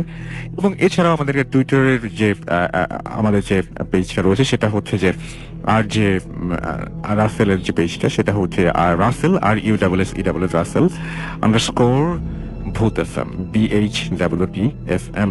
ব্যাস হয়ে যাবে। আমরা চলে যাচ্ছি একটা ছোট্ট ঘটনায় এবং ফিরে আসছি একটু পরে। সেই পর্যন্ত আমাদের সঙ্গে থাকুন। স্টে টিউনড টু রেডিও ফুর্তি, FM and do Furti। আসসালামু আলাইকুম রাসেল ভাই। আসসালামু আলাইকুম মোহতারামের সকল লিসেনার্সদের। আমার নাম আজিজুর রহমান সজল। আমি ঢাকা বিশ্ববিদ্যালয়ের ফিনান্স বিভাগ থেকে সদ্য গ্রাজুয়েশন কমপ্লিট করলাম। বলে রাখা ভালো, আজকে যে ঘটনাটা শেয়ার করতে যাচ্ছি সেটা হচ্ছে আমার বাসা কেন্দ্রিক। এর আগের ঘটনাটা বলে নেওয়া দরকার। 2008 সালের দিকে আমাদের বাসায় একজন ভাড়াটি আসে, যার নাম আমরা তাকে তাজুল আঙ্কেল বলে চিনতাম। তো ওনার ব্যবহার আচার আচরণ খুবই অদ্ভুত ছিল। অদ্ভুত বলতে স্বাভাবিক মানুষের মতো না। হঠাৎ করে চোখগুলো বড় করে আমাদের ভয় দেখাতো, বা হঠাৎ করে গাছে উঠে যেত, হঠাৎ করে এখানে চলে যেত, হঠাৎ করে দেখা যেত যে আমাদের বাসায় একটা করই গাছ আছে, করই গাছের উপরে উঠে বসে ভাত খাচ্ছে। তো এরকম অদ্ভুত অনেক বিহেভিয়ার ওনার মধ্যে লক্ষ্য করা গেল। তো একদিন হঠাৎ করে কি হলো, ওনার স্ত্রী আমাদের বাসায় এসে অনেক চিৎকার করে বলতে লাগলো আমার বাবা থেকে, চাচা আসেন, আমার হাজবেন্ড যেন যেমন করতেছে। তো উনি মানে অজ্ঞান হয়ে যায় বা এরকম কিছু। তখন আমরা বুঝতে পারলাম যে উনি পজেসড ছিল। তো আমাদের ভাড়াটিয়া যারা ছিল সবাই চলে আসে একটা রুমে, উনি চলে আসে। তো ওনাকে পজেসড করে। ওনার ভয়েসটা রাতারাতি চেঞ্জ হয়ে একটা মহিলার ভয়েস আমাদের সবাইকে সালাম দেওয়া হলো, আমরা কথা বললাম, আমার বাবা কথা বললো। তো অনেকে অনেক কিছু জানতে চাইলো, সে বললো। বলে যাওয়ার আগে ওই তাজুল আঙ্কেলের পজেস করা ওই পরিটা আমাদের এটা বললো যে আমাদের বাসায় অনেক বেশি রকমের একটা সমস্যা আছে। এখন কিরকম সমস্যা আমার বাবা যখন জানতে চাইলেন, তখন বলা হলো যে আমাদের বাসার উপর দিয়ে জিন বা পরিদের চলাচলের একটা রাস্তা আছে, আমরা যেন কখনো তাদের ডিস্টার্ব না করি, তাহলে আমাদের ক্ষতি হতে পারে। আর যদি ডিস্টার্ব না করি তাহলে তারা আমাদের কখনো কোনো ক্ষতি করবে না। তো আমাদের বাসায় এরকম এই ঘটনাটা বলার পরে আমরা মোটামুটি একটু ভয় পেয়ে যাই। তারপরে একটা সার্টেন টাইম পরে তাজুল আঙ্কেল চলে যায়। তো আমরা আমাদের বাসায় প্রত্যেক দিন মানে এরপর থেকে আমরা যখন জানতে পারলাম, আমরা সবাই খেয়াল করা শুরু করলাম। 2008 সালে আমরা আমাদের বাসায় উঠার 6 মাস হয়েছে। তখন আমরা টের পাই নাই, বাট যখন আমরা এটা জানতে পারলাম তখন আমরা কিউরিয়াসিটি বশত রাত জাগতে শুরু করলাম। তো রাত জাগার পরে দেখা যাচ্ছে যে 2টা-2:30টার দিকে বাসার ছাদে soup soup soup soup soup soup মানে নুপুরের শব্দ। কখনো হয় না এরকম যে লোহার রড মাটিতে রেখে একজন হাত দিয়ে ধরে টেনে টেনে নিয়ে যাচ্ছে, মানে একটা গড় গড় গড় গড় গড় গড় একটা সাউন্ড হচ্ছে লোহার। সেরকম অদ্ভুত রকমের শব্দ সাউন্ড আমরা শুনতেই থাকি। তো এই ব্যাপারগুলো আমাদের কাছে নর্মাল হয়ে যায়। আমরা এখন পর্যন্ত এরকম শব্দ সাউন্ড সব প্রত্যক্ষ করতে থাকি, আমি শুনতে পারি। তো এইগুলো কোনো সমস্যা হয় না। একদিনের ঘটনা যেটা শেয়ার করার জন্য আজকে রেকর্ডিং পাঠানো, সেটা খুবই রিসেন্ট একটা ঘটনা এন্ড খুবই অদ্ভুত ছিল আমার সাথে। আমি এটার কোনো ব্যাখ্যা আসলে পাইনি। সেটা হচ্ছে আমি একদিন রাতে মুভি দেখে ঘুমালাম। আমার মনে আছে খুব জনপ্রিয় একটি মুভি আমাদের সার্ভারে আসেন, আমি দেখার পরে ঘুমালাম, স্পষ্ট মনে আছে। ঘুমানোর পরে আমি ফিল করতে থাকলাম যে আমার কাঁধে প্রচন্ড ব্যথা হচ্ছে। তো স্বভাবতই ব্যথার জন্য আমি ঘুম ভেঙে গেল। আমার ঘুম ভেঙে যাওয়ার পর আমি আবছা আলোতে তাকালাম, দেখলাম যে তারা দেখা যাচ্ছে, তারা, আকাশের তারা। তারপরে আকাশও দেখা যাচ্ছে। আমি না বুঝতে পারছি না যে কি হচ্ছে। তারপরে আমি হঠাৎ করে মানে একটু চোখ কচলালাম। চোখ কচলানোর পরে একটু স্পষ্ট ভাবে কনসিয়াসলি তাকানোর চেষ্টা করলাম। স্টিল তারা এবং আকাশ দেখা যাচ্ছে। দেন রাসেল ভাই, I don't know why and how, আমি আবিষ্কার করলাম আমি ছাদের মধ্যে শুয়েছিলাম এন্ড আমার মাথার নিচে একটা ইট দেয়া ছিল। এন্ড দ্যাট ইজ ওয়াই আমার কাঁধ এবং ঘাড় প্রচন্ড রকমের ব্যথা করতেছে। রাসেল ভাই, বলে রাখা ভালো, আমার কোনো স্লিপ ওয়াকের কোনো অভ্যাস বা কিছু ছিল না। তারপরে আমি উঠলাম, আমার হাতে সবসময় ঘড়ি থাকতেছে, ডিজিটাল ওয়াচ। তো আমি ঘড়িতে তাকালাম, দেখলাম 3:30টার মতো বাজছে। আমি প্রচন্ড রকমের ভয় পেয়ে গেলাম। আমি দৌড়ে ছাদ থেকে নিচে নামলাম। নিচে নেমে আমি ভাবলাম যদি আমি ঘুমের মধ্যে চলে এসে থাকি, দরজাটা খোলা থাকবে, বাট দরজাটা ভিতর থেকে লক ছিল। এটার ব্যাখ্যা আমি আজ পর্যন্ত পাইনি। এটা হচ্ছে আমার সাথে ঘটে যাওয়া 3-4 মাস আগের ঘটনা। তারও কিছুদিন আগে আরেকটা অদ্ভুত ঘটনা ঘটে। সেটা হচ্ছে যে আমরা যেহেতু সবসময় শব্দ শুনতাম বা কেউ কিছু অনুভব করতে পারতো, তো আমরা বিশ্বাস করতাম যে হয়তো আমাদের বাড়িতে কোনো সমস্যা আছে বা কোনো রকমের অ্যাবনর্মালিটি আছে। তো আমরা কি করতাম যে অনেক কিছু দেখে ফেললেও বা অনেক আনসার্টেন বা অ্যাবনর্মাল কিছু হইলেও আমরা সেটা ইগনোর করতাম। তো একটা দিন আমি রাতের বেলা ফোনে কথা বলতে ছাদে যাই। ইটস অলমোস্ট 1টা-1:30 এরকম এরকম বাজে, আমি ফোনে কথা বলতে যাই। তো ছাদে যাওয়ার পরে আমি কথা বলার 5 মিনিট পর দেখতে পেলাম কোনো বাতাস নাই, কিছু নাই। আমাদের ছাদের যে এক্সট্রা রড গুলা বা মানে উপরে আরেক তালা বাড়ানোর জন্য যে কিছু রড থাকে যেগুলা ইউজ করা হয় পরে যখন বাড়ি বানানো হবে, আরো বড় করা হবে, তো উপরের রড গুলা টং টং টং টং করে কাঁপতে থাকে, টং টং টং টং করে কাঁপতে থাকেন, অনেক বেশি পরিমাণে কাঁপতে থাকে, যেটাকে স্বাভাবিক কাঁপুনি মনে হবে না, যে বাতাসের জন্য কাঁপছে। রাসেল ভাই বিশ্বাস করবেন না, আমার ভেতরটা পুরো নড়ে উঠে। আমি ভয়ে জাস্ট কিছু করতে পারি না, জাস্ট ফোনের ওই পাশে আমি ফোনের মধ্যে এমন একটা ভাব করতে থাকি, ফোনে কথা বলতে বলতেই বলতে থাকি যে আর 5 মিনিট, আর 5 মিনিট পরেই চলে যাবে। তো যখনই আমি বললাম যে আর 5 মিনিট পরে চলে যাব, শব্দ বা বাতাসে রড গুলা নড়া বন্ধ হয়ে গেল। আমি কথা বলতে থাকলাম, কারণ আমি যেহেতু বুঝতে পারলাম যে আমাদের বাসায় একটু মানে অ্যাবনর্মালিটি আছে বা আমাদের তো এখন পর্যন্ত কোনো ক্ষতি করে নাই, তো ওই ভরসায় আমি কথা বলতে থাকলাম। আমার খেয়াল ছিল না কতক্ষণ কথা বললাম। ঠিক 10 মিনিট বা 15 মিনিট পরে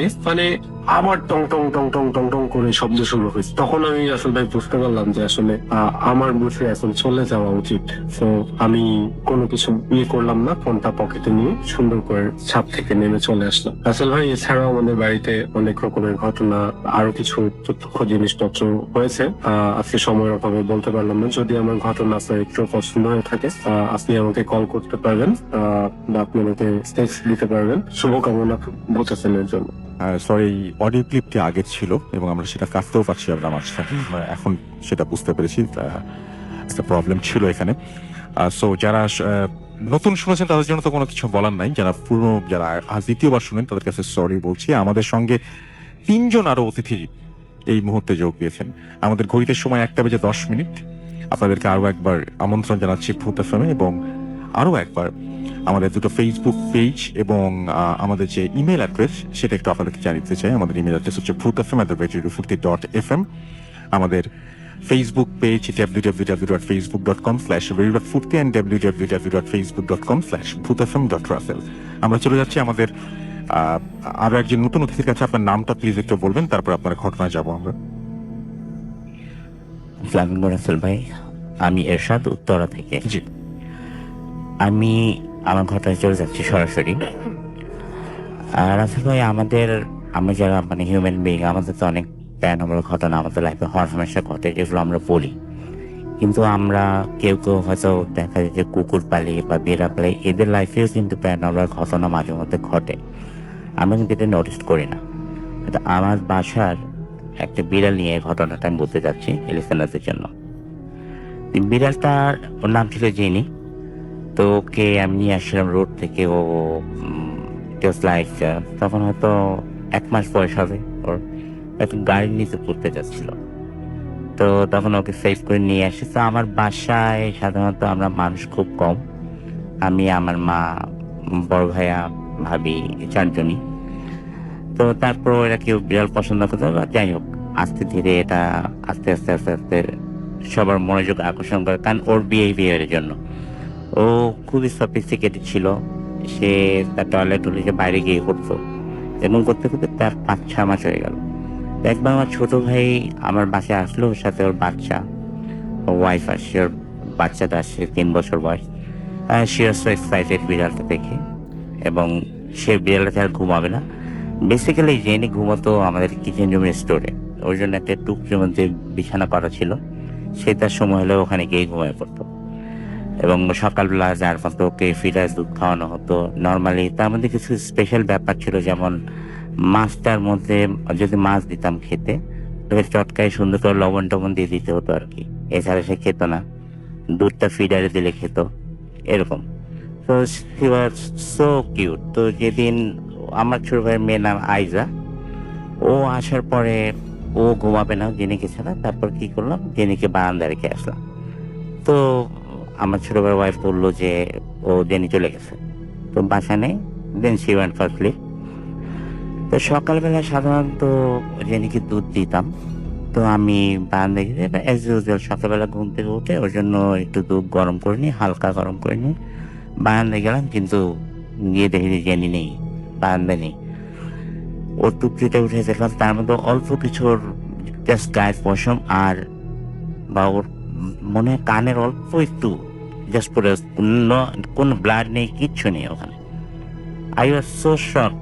আমি প্রথমে ভাবছিলাম 4 তলা থেকে হয়তো পড়ে গেছে, কিন্তু যখন দেখলাম যে না, কিছু কিছু জিনিস পড়েছে, তখন বুঝলাম যে that was an accident, but কিছু একটা হয়েছে। তো আমি এটা বের করার জন্য আমি ওদিনকে সারাদিন ঘুরে আমাদের উত্তরের আশেপাশে থেকে একটা বিড়াল, একটু বড় সাইজের, ওটা আমি ম্যানেজ করলাম, এবং ওদিনকে রাত্রে ঠিক জেনিকে যেভাবে রেখেছিলাম ওভাবে ওকে রাখলাম। তো আমি বাচ্চাদের খেলার জন্য যে ছোট মশারি, তার মধ্যে কোনোভাবে ওটাকে ঢেকে রেখে আমি বারান্দায় এক কর্নারে জেনিকে রেখে দিয়েছি। জেনি না, যে নতুন যে বিড়ালটা নিয়ে আসছি ওটাকে রাখলাম, আর আরেক কর্নারে আমি ওটার মধ্যে ঢুকে এয়ার গান নিয়ে বসছিলাম যে দেখি কি হয়। তো বসতে বসতে অনেক রাত হয়ে গেছে, লাইক 2 o'clock, মানে মোর দেন 2 o'clock, 4:03, 3টার মতো হয়ে গেছে। তো আমার একটু ঝুমনিও লাগছিল। তো হঠাৎ করে এই যে বিড়ালটা নিয়ে আসছিলাম ও ডাকতে শুরু করছে। তখন আমি ভালো করে তাকলাম, দেখি যে আমাদের উত্তরের ওদিকে বিল্ডিং গুলো সাধারণত 6 তলা 7 তলা এরকম হয়, আর আমি এখানে থাকি ওখানে বিল্ডিং গুলো কিন্তু ব্যাক টু ব্যাক, একটা বিল্ডিং এর পিছন দিক আর একটা আমাদের বিল্ডিং এর পিছন দিক সেম, ওর মধ্যে গ্যাপটা খুব কম। তখন দেখতে পেলাম যে একটা পাখি ইজ লাইক, আমরা তো চিল সবসময় দেখি, কিন্তু চিলের চেয়ে অনেক বড়, এবং এটা ঠোঁটটা ছিল আরো বড়, এবং ওটা কিভাবে গিরের ফাঁক থেকে আসলো উইদাউট এনি সাউন্ড, যে সাউন্ডটা আমার কানে আসেনি। তো দেখলাম ওটা বিড়ালটার মানে প্রায় উপরে। তখন আমি করছি কি, ওই এটা দিয়ে আমি ওকে শুট করলাম, এর কানের মধ্যে গুলি ভরা ছিল, শুট করলাম, কিন্তু সে পড়ে গেল একবার, পড়ে গিয়ে সে উল্টা আমার দিকে মানে আসতে শুরু করছে, সে লাফায় আমার দিকে আসতে শুরু করছে। তখন আমি ঘরের মধ্যে ঢুকে আমার স্লাইডিংটা বন্ধ করেছি।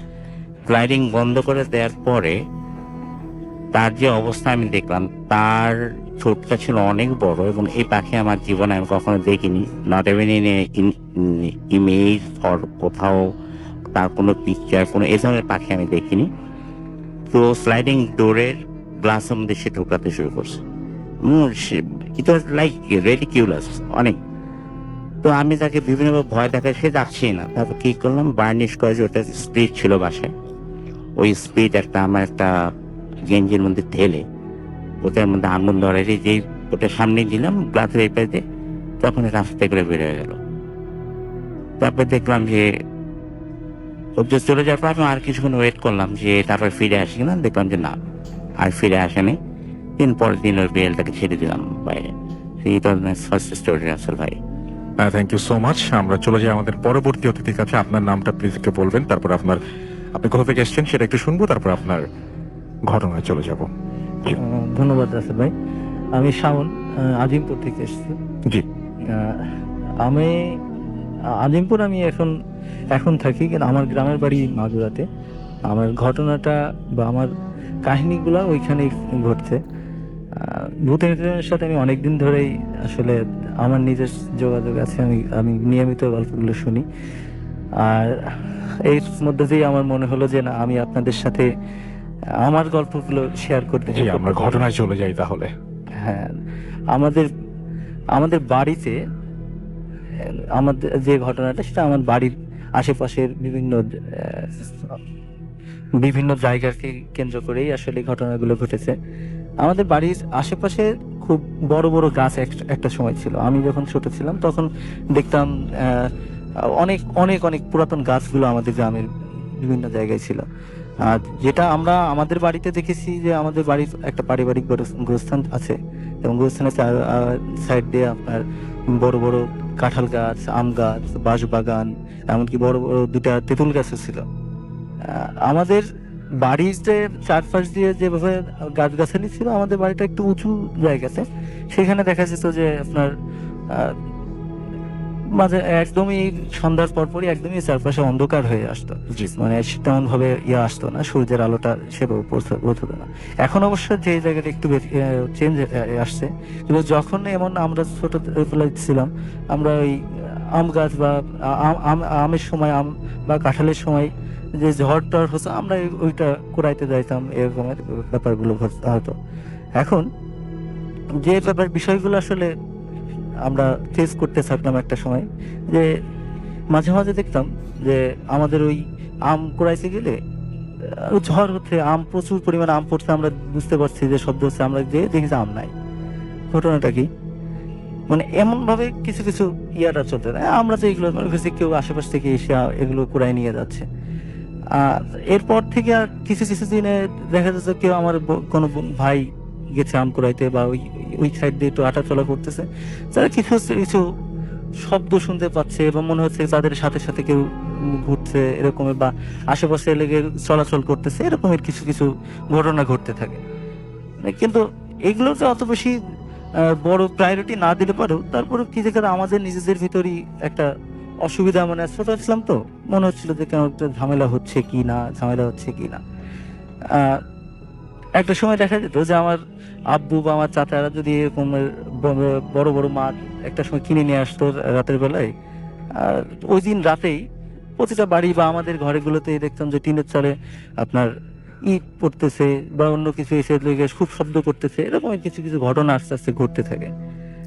এরকমের আমি যেমন একদিন ঘুমিয়ে আছি, হঠাৎ করে রাতের বেলায় আপনার ঘুম ভেঙে গেছে। আমাদের তখন ঘরগুলো আপনার বেড়ার ঘর ছিল ফাঁকা জায়গাতে। এই জায়গাটাই আপনার দেখা যেত যে আমি হঠাৎ করে একদিন ঘুম ভেঙে উঠছি, আমার এই ফাঁকা জায়গাতে আমি হঠাৎ করে চোখ গিয়েছে, যাওয়ার পর দেখি যে কেউ একজন এসে, তখন আনুমানিক রাত 3টা বাজবে এমন একটা সময়, জি, আমাদের হঠাৎ করে দেখি যে কেউ একজন এসে আমার সামনে বেশি দাঁড়ালো, পিঠ মোড়া দিয়ে, পিঠের দিক থেকে দেখছি, সাদা ড্রেস পরা। হঠাৎ করে সে চুলটা ছেড়ে দিল এবং চুলটা একদম আস্তে করে পা দিয়ে বেয়ে মাটির সাথে লেগে গেছে। আমি ছোট থাকার কারণে খুবই ভীত, মানে ভয় পেয়ে গেছি, সাথে সাথেই আপনার ঘুমিয়ে পড়ছি। এটা ছিল আমার সাথে ঘটনা। পরবর্তী দিনে এটা মূলত আমরা ওই বছরটাই যেটা ফেস করছি, যে এই বর্ষার সময়তেই বেশি এটা দেখা যেত, যে হঠাৎ করেই আমার বড় ভাই আপনার আম কুড়াইতে গেছে বৃষ্টি ঝড়ের সময়। এখন দেখে যে সব জায়গায় গাছ গাছালি অনেক নড়াচড়া করতেছে, কিন্তু পাশেই যে বাঁশ বাগানটা আছে, এই বাঁশ বাগানের কোনো বাঁশই নড়তেছে না, কিন্তু বাঁশের কয়েকটা বাঁশ হেলে এসে একদম ইসের সাথে, মাটির সাথে লেগে আছে। একটু অস্বাভাবিক মনে হওয়ার কারণে ভাই একটু ঘাবড়ে গেছে যে কি কাহিনী, কি এরকমের। হঠাৎ করে তাকিয়ে দেখে যে না, কিছু একটা মনে হচ্ছে দেখতেছে। তাড়াতাড়ি আপনার সে লেগে ওইখান থেকে বের হয়ে আসে, কিন্তু মানে স্পষ্ট ভাবে সে ওইখানে উঠে বুঝতে পারে যে আসলে কি দেখেছে। বাড়িতে এসে আমাদের চাচাদের কাছে, সবার কাছে একটু আসলে ঘটনাটা বলে। এটা বলার সাথে সাথে আমরা নিজেরাও অনেক কিছু বলতে থাকি যে আমরা এরকম কিছু দেখতেছি, আমি এরকম দেখছি।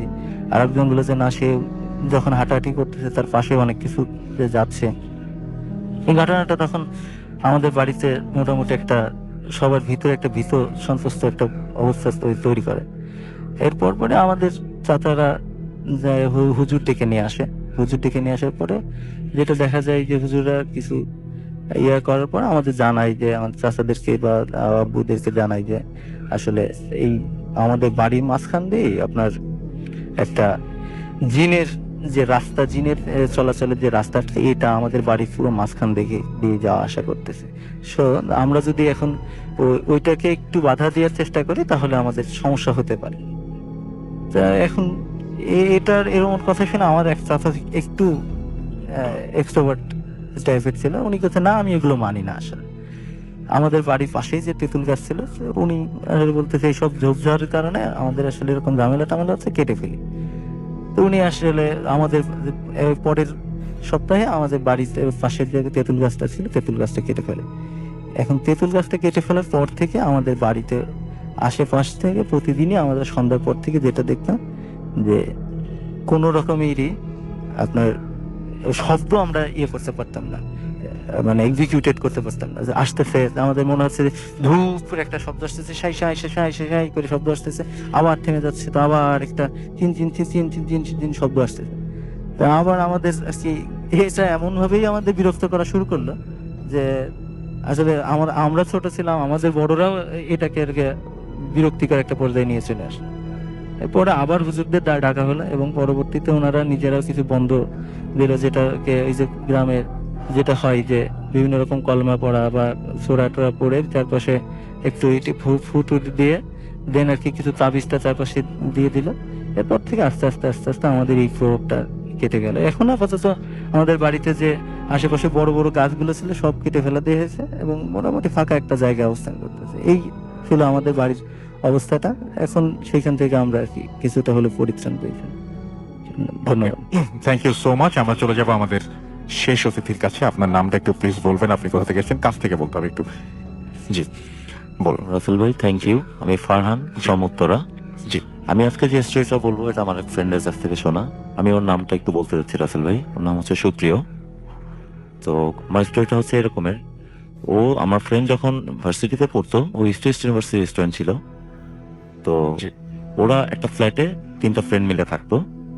তো সাডেনলি ওরা বাসায় ওঠার 2-3 দিনের মাথায় ওদের ওই 3 জনের ভিতরে একজন যে আপনার মানে রাতের বেলা শুতে গেছে, তো হঠাৎ করে ওর মানে চোখে এরকম একটা ফিল হয়েছে যে ও কাউকে, একজন বয়স্ক বৃদ্ধ মহিলা যে একজন সাদা কাপড় পরে বসে আছে। তো ঘুম ঘুম চোখে ফার্স্ট টাইম ও জিনিসটা ওইভাবে নোটিস করতে পারে না, ও ঘুমায় গেছে। সেকেন্ড ডেতে যেটা হয়েছে সেম জিনিসটা ও আবার ফিল করছে। ফিল করার পরে ও পরের দিন ঘুম থেকে উঠে বাকি যেই দুজন ছিল আমার ফ্রেন্ড এবং আরেকজন, ওদের সাথে ঘটনাটা শেয়ার করলো। শেয়ার করার পরে ওরা জিনিসটা আসলে ওইভাবে নেয়নি, ওরা ফান মনে করছে, ফান মনে করে ওই ফ্রেন্ডের সাথে মজা করছে। তো এর কিছুদিন পরে যেটা হলো, এরপরে কন্টিনিউয়াসলি ওই ফ্রেন্ডের সাথে এই ঘটনাটা প্রতিনিয়ত ঘটতে থাকে এবং ও অনেক ভয় পেতে থাকে, বাট ও জিনিসটা কারোর সাথে এক্সপোজ করতে পারে না, শেয়ার করতে পারে না, বিকজ সবাই ওর সাথে মজা করছে। জি এরপর যেটা ঘটেছে, এরপরে ওর হঠাৎ করে খুব জ্বর চলে আসে। জ্বর চলে আসায় ও ওর গ্রামের বাড়িতে মুভ করে। দেন বাসায় বাকি থাকে 2 জন। তো এই 2 জন, বাসায় রুমও 2টা রাসেল ভাই। তো 2 জন 2 রুমে শুতে গেছে। তো আমার যে ফ্রেন্ড সুপ্রিয়, ওর সাথে ঘটনাটা ঘটছে। তো ও জিনিসটা আবার ফেস করছে। ও দেখতেছে সেই যে এরকম একজন বৃদ্ধ মহিলা বসে আছে এবং ওর দিকে বড় বড় চোখ করে তাকিয়ে আছে। তো খুব স্ক্যার্ড হয়ে যায়, খুব ভয় পায়। দেন পরের দিন বাকি যে আরেকটা ফ্রেন্ড ছিল ওর সাথে ঘটনাটা শেয়ার করে এবং ওরা 2 জন মিলে নিজেদের ভিতর ডিসকাস করে পাশের ফ্ল্যাটে যারা থাকতো, আমি আরেকটা নাম মেনশন করতে যাচ্ছি রাসেল ভাই, জান্নাত, আমার ফ্রেন্ডের ফ্রেন্ড। তো ওর সাথে ঘটনা শেয়ার করার পরে ও বলতেছে, আমি আসলে তোমাকে এই ব্যাপারে কিছু বলতে পারবো না, তুমি তোমাদের বাসায় যে বুয়া কাজ করে বুয়ার কাছে জিজ্ঞেস করলে তুমি বেচার কিছু জানতে পারবা। দেন ও ওই ওদের বাসার বুয়ার কাছে জিজ্ঞেস করে। দেন বুয়ার কাছে জিজ্ঞেস করে যেটা জানতে পারে সেটা এরকম ছিল যে ওই বাসায় আগে একজন বৃদ্ধ মহিলা থাকতো। উনি বৌদ্ধ ধর্মের ছিলেন। তো উনি ওখানে প্রতিনিয়ত পূজা করতেন। তো একদিন পূজা করা অবস্থায় উনি ওখানে সাডেনলি মারা যায়। তো এরপর থেকে যারাই ওইখানে আসে, ওই ফ্ল্যাটে আসে, সবাই মোটামুটি অল্প কিছুদিন থাকার পর ওই বাসাটা ছেড়ে দেয়। আচ্ছা, এই ছিল আমার ঘটনা আসলে। Thank you so much. আপনার ঘটনার জন্য আপনাকে অনেক অনেক ধন্যবাদ এবং আশা করছি যে আপনাদের কাছেও ভালো লেগেছে। আমি যেটা করব এখন সেটা হচ্ছে সরাসরি আরো একটা ঘটনায় যাব, তবে তার আগে দেখি যে ফেসবুকে কে কি লিখেছেন, একটু আমি পড়ে ফেলি এবং সেই সাথে আমি টুইটার দিয়ে শুরু করি। রাইট, আচ্ছা, ওকে। সো অনেকগুলো নোটিফিকেশন। আফনান ভাই মানে রাজবাড়ি আমাদের সঙ্গে আছেন, দেখতে পাচ্ছি। ঘটনা ভালো ছিল লিখেছেন। এটা হচ্ছে রফিকুল ইসলাম শুভ। আবুল নোমান ফয়সাল প্রথম যেটা পড়লাম সেটা তার লেখা। রাহান খান আমাদের সঙ্গে আছেন, 4th স্টোরিটা তার কাছে ভালো লেগেছে। কাজী উপল আমাদের সঙ্গে আছেন। আমাদের সঙ্গে আছেন তামিমুল ইসলাম। এছাড়া আমাদের সঙ্গে আছেন আবু নোমান ফয়সাল, আমাদের সঙ্গে আছেন ফারহান সাদিক ফাহিম এবং ভূত এফএমের 2nd এপিসোডের কথা তিনি এখনো বলছেন। MH সাগর আমাদের সঙ্গে আছেন, আসিফ আছেন আমাদের সঙ্গে, SS সাব্বির, তানজিম আহমেদ তমাল আমাদের সঙ্গে আছেন, মোহাম্মদ রাফিউর রহমান রাহাত আমাদের সঙ্গে আছেন, আমাদের সঙ্গে আছেন রাজীব হাসান মিঠুন। এছাড়া আমাদের সঙ্গে আছেন রিফাত আমাদের সঙ্গে আছেন, দেখতে পাচ্ছি রায়হান খান, ইফতেখার আমাদের সাথে আছেন, আমাদের সাথে আবু নোমান ফয়সাল আমাদের সঙ্গে আছেন। এছাড়াও দেখতে পাচ্ছি MFH99 আমাদের সঙ্গে আছেন, কাজী ফাহিম সহ আরো অনেকে। থ্যাংক ইউ ভেরি মাচ আমাদের সঙ্গে যারা আছেন। আমাদের সঙ্গে আরো অনেকেই, CR হাসান আছেন আমাদের সঙ্গে, DJ স্যাম আমাদের সঙ্গে আছেন, সাকিবুল ইসলাম শিমুল আছেন, টুইটারে আমাদের সঙ্গে সাদমান সাকিব ফরদিন আমাদের সঙ্গে আছেন, বিশাল বৈরাগী রাজবীর, এছাড়াও ইফতেখার আরিক ফাহাদ আমাদের সঙ্গে, তানজিম আহমেদ তমালকে দেখতে পাচ্ছি, এমডি তানভীর মেহেদি আমাদের সঙ্গে লিখেছেন যে আমি ভয় পাই না। আমাদের লিখেছেন আবু নোমান ফয়সাল, রমজানুল মোবারক আমাদের সঙ্গে। এই মুহূর্তে মিনহাজুল মামুনও আছেন, আরো অনেককেই আমরা দেখতে পাচ্ছি।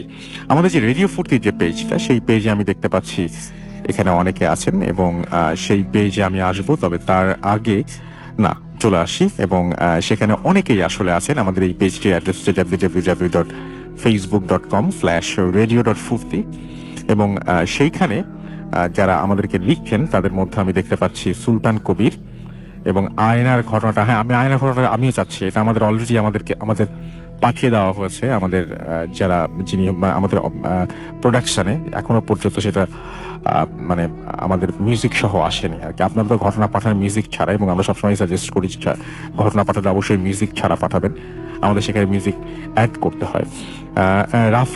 রাফিউ আহমেদ আমাদের সঙ্গে আছেন, এমডি মেহেদি হাসান সানি, কায়সার হামিদ, এছাড়াও আছেন অচেনা বন্ধু তুহিন, ফাহিম শাহরিয়ার সৌরভ, তানভীর আহমেদ প্রান্ত রাজশাহী থেকে শুনছেন, এমডি মিশুক ইসলাম চাঁপাইনবাবগঞ্জ থেকে শুনছেন, এমডি অপূর্ব হাসপাতালের ঘটনা ভালো লাগে আমাদের সঙ্গে, সাইমুল ইসলাম সাদাত আছেন আমাদের সঙ্গে। আসলে ভালো ঘটনা সেটা যেখানেই ঘটুক না কেন ভালো লাগে, যেটা আমি মনে করি আর কি।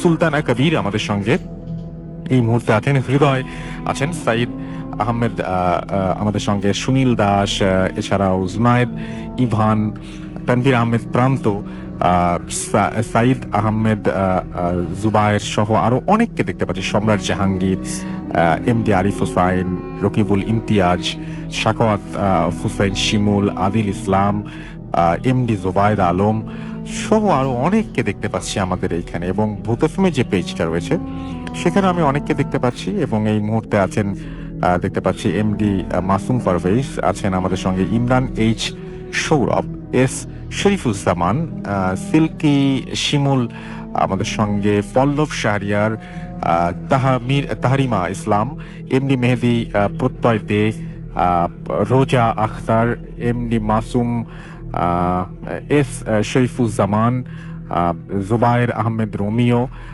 আকাশ K Banik, MD Mehedi Hasan, Mahin Momtaz, S H Sagar সহ আরো অনেকে আমি এই মুহূর্তে দেখতে পাচ্ছি। তো যাই হোক, আমরা যেটা করব সেটা হচ্ছে সরাসরি এখন আরেকটা ঘটনায় চলে যাব, এবং এই ঘটনাটিও আমাদের একজন পাঠিয়েছেন, এবং তিনি যদি তার নামটা বলার পারমিশন দেন ডেফিনেটলি আমরা তার নামটাও আপনাদেরকে জানিয়ে দিব, এবং তিনি যেভাবে লিখেছেন আমি সেইভাবেই ঘটনাটি আপনাদেরকে পড়ে শোনানোর চেষ্টা করছি। আসসালামু আলাইকুম রাসেল ভাই, আমি নাজমুল হুদা ফ্রম কয়রা, খুলনা। আমি বর্তমানে খুলনা বিএল কলেজের ইংরেজি বিভাগের প্রথম বর্ষের ছাত্র। আপনি তো ভালোর দলেই, তাই আপনাকে ভালো মন্দ জিজ্ঞেস করলাম না। আমি ভূত এফএমের একজন নিয়মিত লিসেনার। আজ আমি আপনাকে যে ঘটনাটি বলতে যাচ্ছি সেটি আমার পাশের বাসার আপার সাথে বাস্তব ঘটে যাওয়া একটি ঘটনা। বলে রাখা ভালো যে আমাদের সেই পাশের বাসার আপুটি বিবাহিত। এবার আমি সরাসরি ঘটনায় চলে যাচ্ছি। আমার আপার বাড়ি জামালপুর, আর সেই আপুটার সাথে মাঝে মধ্যে দুলাভাইয়ের সাথে ঝগড়া হতো, কিন্তু তেমনই একদিন আপুর সাথে দুলাভাইয়ের ঝগড়া হয়, কিন্তু সেদিন ঝগড়ার মাত্রাটা একটু বেশি হয়, তাই আপু সিদ্ধান্ত নেয় যে গলায় ফাঁসি দিয়ে আত্মহত্যা করবে।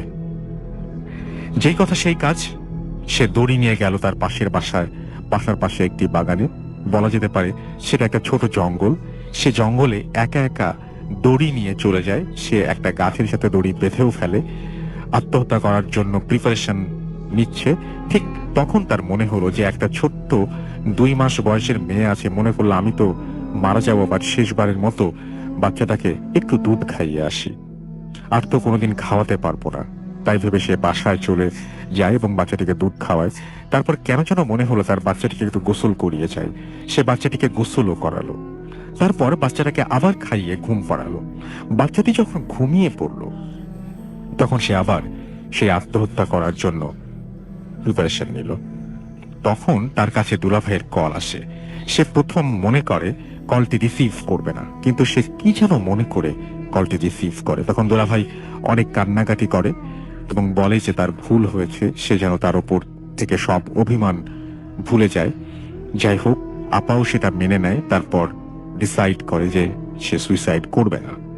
কিন্তু এবার ঘটলো আসল ঘটনা। সে তারপর থেকে প্রতিটা মুহূর্তে শুনতে পায় যে কে যেন তাকে বারবার ডাকে, আয়, আসলি না কেন, দেরি হয়ে যাচ্ছে, তোর জন্য আমি আর কতক্ষণ ওয়েট করব, ইত্যাদি।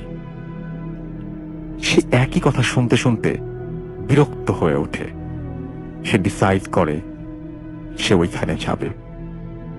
যেমন কথা তেমন কাজ, আপু সেইখানে যায় আর সেইখানে দেখতে পায় যে দড়িটা এখনো ঝুলছে। বলে রাখা ভালো যে আপু যাওয়ার সময় একটি ধারালো দা নিয়ে যায়। সে কিছু না ভেবে দা দিয়ে দড়িটা টুকরো করে কেটে ফেলে, কয়েক টুকরো করে কেটে ফেলে। ঠিক তখনই সে দেখতে পেল যে দড়িগুলো সে কেটেছিল সেগুলোর প্রতিটি থেকে রক্ত বের হচ্ছে। তাই দেখে সে খুব ভয় পেয়ে যায়। সে ডিসাইড করলো যে সে দৌড় দেবে। সে দৌড় দিতে গিয়ে কিছুতে বেঁধে পড়ে যায়, আর সে দেখতে পায় দড়ির যে অংশটা রয়ে গেছে তা থেকে অনর্গল রক্ত পড়ছে আর কিসের একটা যেন চিৎকার শোনা যাচ্ছে। তাই শুনে সে সেন্সলেস হয়ে যায়। তারপর তার জ্ঞান ফিরে আসে। সে দেখে যে সে বাসায় শুয়ে আছে। যখন সে জানতে পারে তাকে অনেকক্ষণ ধরে খুঁজে পাওয়া যাচ্ছিল না, একটা সময় তাকে ওই জঙ্গলে খুঁজে পাওয়া যায়। তারপর তার কাছে বিষয়টা জানতে চাইলে সে তাদেরকে অন্য কিছু বলে বুঝিয়ে দেয়। এই ছিল আমার পাশের বাসার আপুর সাথে ঘটে যাওয়া এক বাস্তব ঘটনা। ঘটনাটি ভালো লাগলে শেয়ার করবেন। সবাইকে আমার সালাম জানিয়ে শেষ করছি। তো এই ছিল ঘটনা, এবং আশা করছি যে এই ঘটনাটি আপনাদের ভালো লেগেছে। আমাদের আরো একজন অতিথি, তিনি তার আর একটা ঘটনা বাকি আছে, সেই ঘটনাটা আমি একটু আপনাদেরকে বলতে চাই, এবং সেই ঘটনাটি ছোট্ট করে বলবেন। আমাদের হাতের সময়ও খুব কম, আমরা ছোট্ট করে আপনার ঘটনাটি শুনে আসবো। যে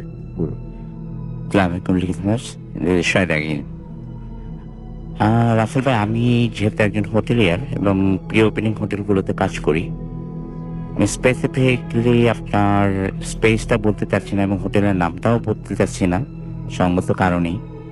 কারণ it was a pre opening hotel somewhere in Bangladesh. তো এই ঘটনাটা ঘটেছে আপনার 2016 অক্টোবরে। তখন আমাদের একটা টিম, আমরা একটা হোটেল, 3 স্টার হোটেল, ওটা ওপেন করতে গেলাম। যাওয়ার পরে সফট ওপেনিং হয়ে গিয়েছে। তখন টোটাল হোটেলের রুম ছিল আপনার 56 রুমস ওয়াজ ওপেনিং। আমরা প্রি ওপেন করলাম 56 রুমের মধ্যে 30টা আমরা ওপেন করলাম সফট ওপেনিংয়ে। আরগুলো আপনার ছোট ছোট কাজ চলতেছিল, ডেকোরেশন চলতেছিল।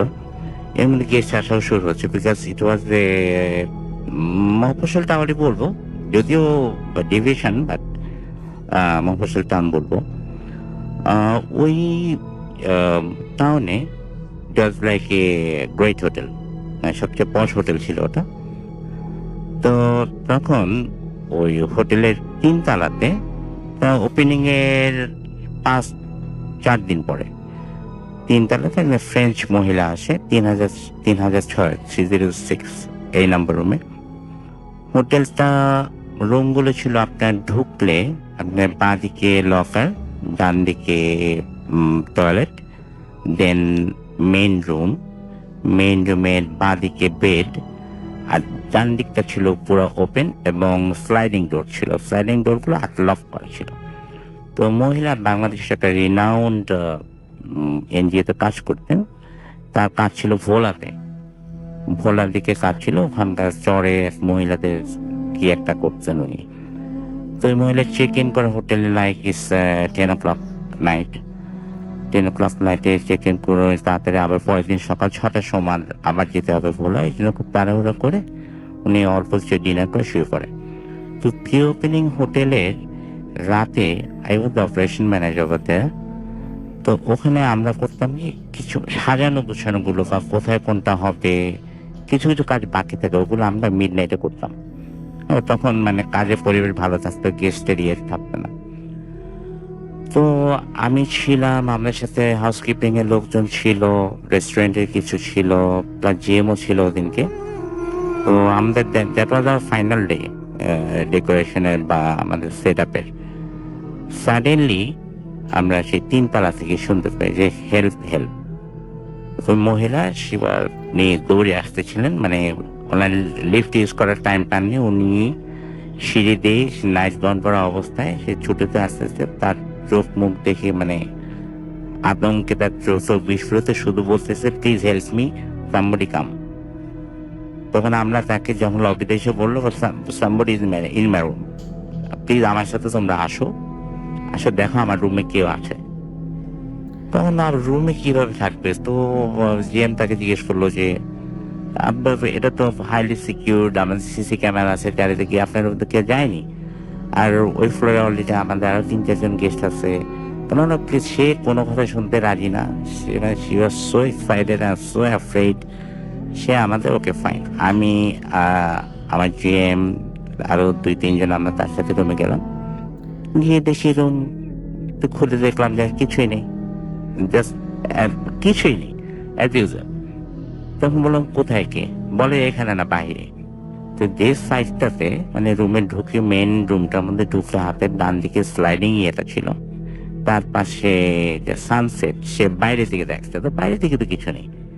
তো আমাদের সিকিউরিটি ম্যানেজার যে ইনচার্জ ছিল তার কাছে টর্চ ছিল, সে মেরে দেখলো চারিদিকে, ওখানে নাইট কার্টেন সরান, নাইট কার্টের পরে পাতলা একটা আপনার পর্দা কোটে সরালাম, সরাই দেখলাম সবাই বেসিক্যালি স্লাইডিং ডোর করেছে লক করা। তখন মহিলাকে বসলাম, তাকে পানি কারণ বললাম যে কি হয়েছে, তুমি ঘটনাটা বলো।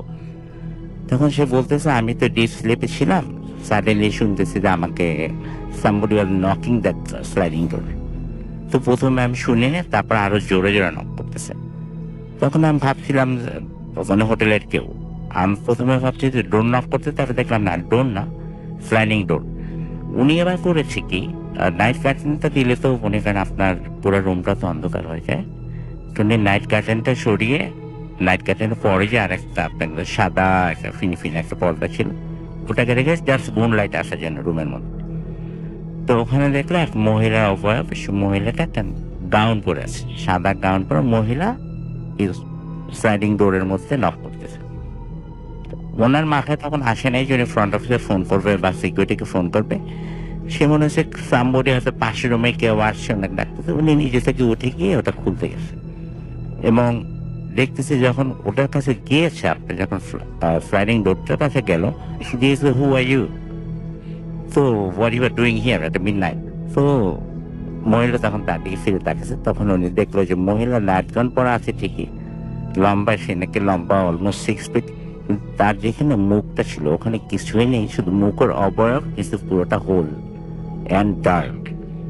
এটা দেখে she was so scared and afraid, এটা দেখে সে দৌড়ায় নিচে নামছে হেল্প বলতে বলতে।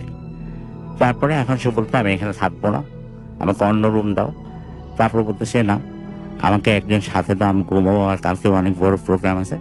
তবে বিইং অ্যান অপারেশন ম্যানেজার, আমি ওই রুমই তার সোফার মধ্যে বসে থাকলাম। উনি 5টা পর্যন্ত ঘুমালেন, রুমে 5টাতে ওয়েক আপ কল ছিল, উঠলো এবং সকালবেলা নর্মাল এসে চেক আউট হয়ে গেল। এটা হচ্ছে মাই সেকেন্ড স্টোরি রাসেল ভাই।